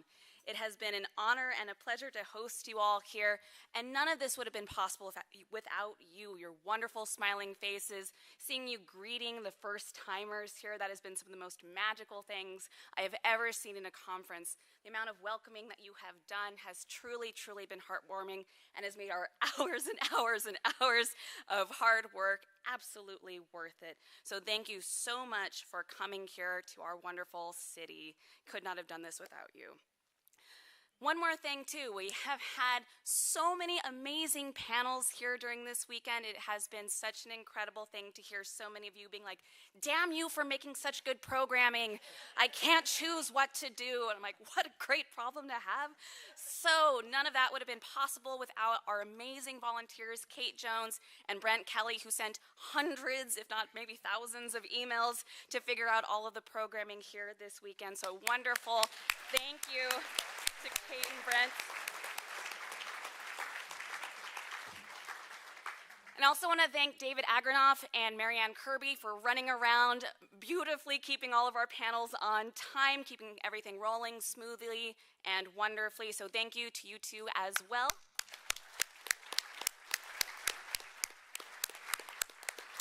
And to all our other volunteers who helped make our paneling possible. I just want to thank once again our guests of honor. It has been a joy working with you all over the last years, talking to you and getting to know you a little bit more, finally getting to meet you in person, but then just celebrating the work that you've done. So to Nisi, to Jonathan, to Justina, Paul, Rob, who is out on the road somewhere, and our Lifetime Achievement Awards winners, Steve and Mort. Thank you all. We truly are blessed to have you in this community, so thank you for all that you've done to inspire us and to help us move forward with this work that we do. I also want to give a shout to this hotel staff.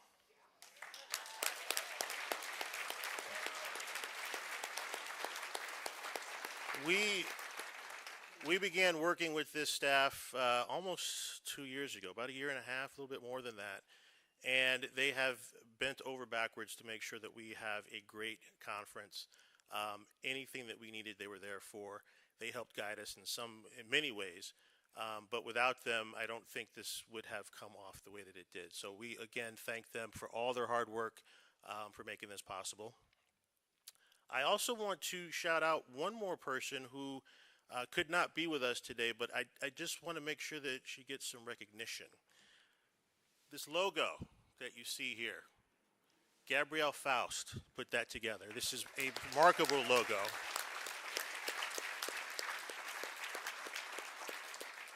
And unfortunately, she couldn't be here to celebrate that with us, but we do thank her for that, for the hard work that she put in and helping us put everything together, both with that logo and all the online work as well. Am I forgetting anyone? I have a few more. Okay. Yeah. I'm going to turn it over to Christina. 2 more seconds. Okay. Hi, everyone. Huge shout out to the San Diego chapter for all of their volunteering support. We would not be able to run this conference without them. In particular, thank you, Brian Asman, for running the dealer's room. That was a huge task, and it went very well.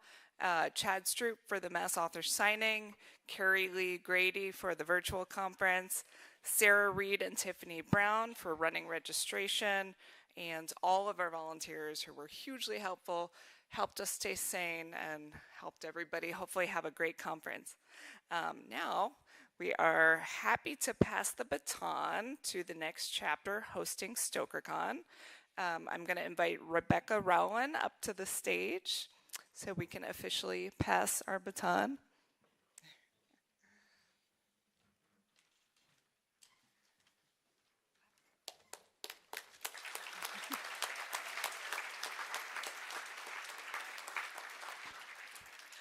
I'm Rebecca Rowland. I am a proud New England horror writer and member of HWA Connecticut.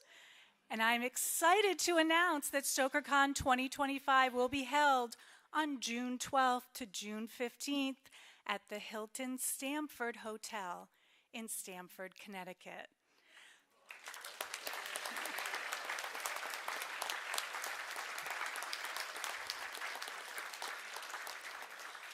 A big thank you goes to our 2025 convention committee, Michelle Bullock, David Griffith, and John Opolenic for their efforts in securing a fantastic venue for the convention. The Hilton Stamford is an easy train ride to and from New York City in walking distance from the train station.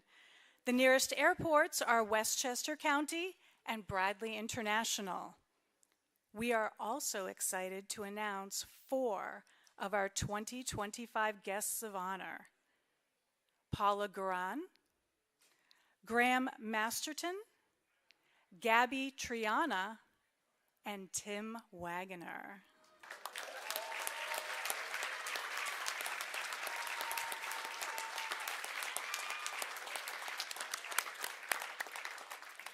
We are offering a San Diego special registration rate of just $175, opening on HWA's Eventbrite page at midnight tonight and available until June 10th. Hotel reservations will be open soon. So we'll see you next year in Connecticut.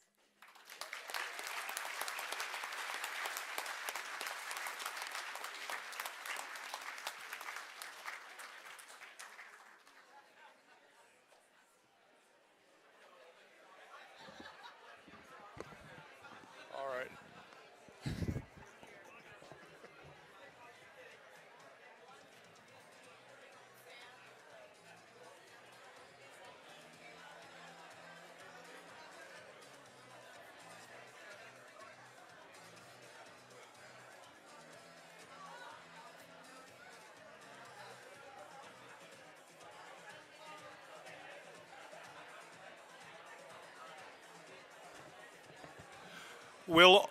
Can you turn this back? Oh, no.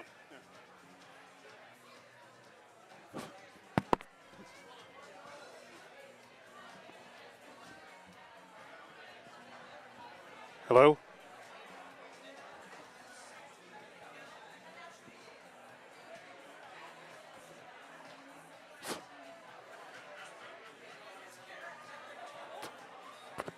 Hello?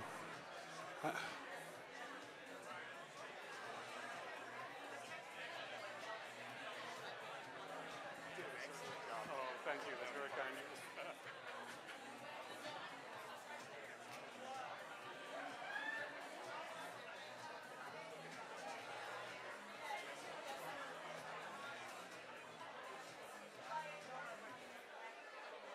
Got it? Sorry, no. Sorry to interrupt, folks. Will all award winners please report to the stage with your statue for a photograph, please? If you've won a Stoker tonight or received one of the specialty awards, please come to the stage for a photo. Meanwhile, party on. Thank you all.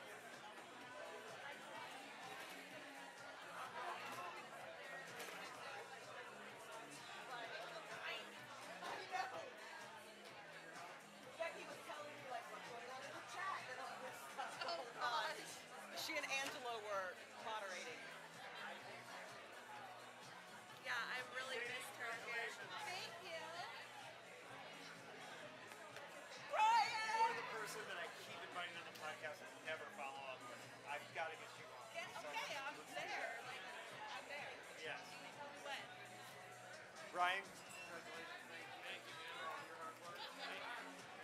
I've really enjoyed meeting you. Thank you. Brian, I'm going home, dude. I gotta start that phone. Good luck. Hey. Yes, I will be on you. Yeah. But hey, great work. Yeah. Oh, dude. I am. I ain't gonna lie. I'm pretty fucking proud of this chapter and everything I've done. So, like, yeah. All right, I gotta get off the stage. I didn't know this was like Raz. Nobody razzes Stevie Ray enough. That's what I think is good. I know, right? Poor Paul. I know, right? Oh my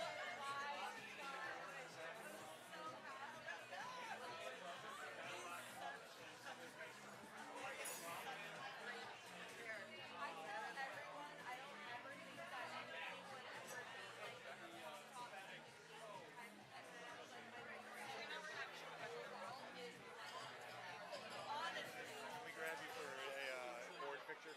No. Okay. Okay. All right. What now? Thank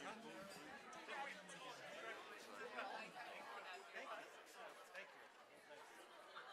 I was sitting there, right under the breastbone. The end was tough for me. That doesn't mean you shouldn't have said it. No. It's my daughter. I dedicated it to her. So. Well, everything you said was, I'm talking to people. I hope you're listening. Yep. It was beautiful. Who's organizing this I don't picture know. take, sir? I don't know. I'm done. Congratulations. Congratulations! Oh my God! I saw you walk by me and I was like, So you want a board photo, you said? oh, it's not breaking, is it? When I get back. It's scary. Congratulations. Am I supposed to do this or am I supposed to? I think so.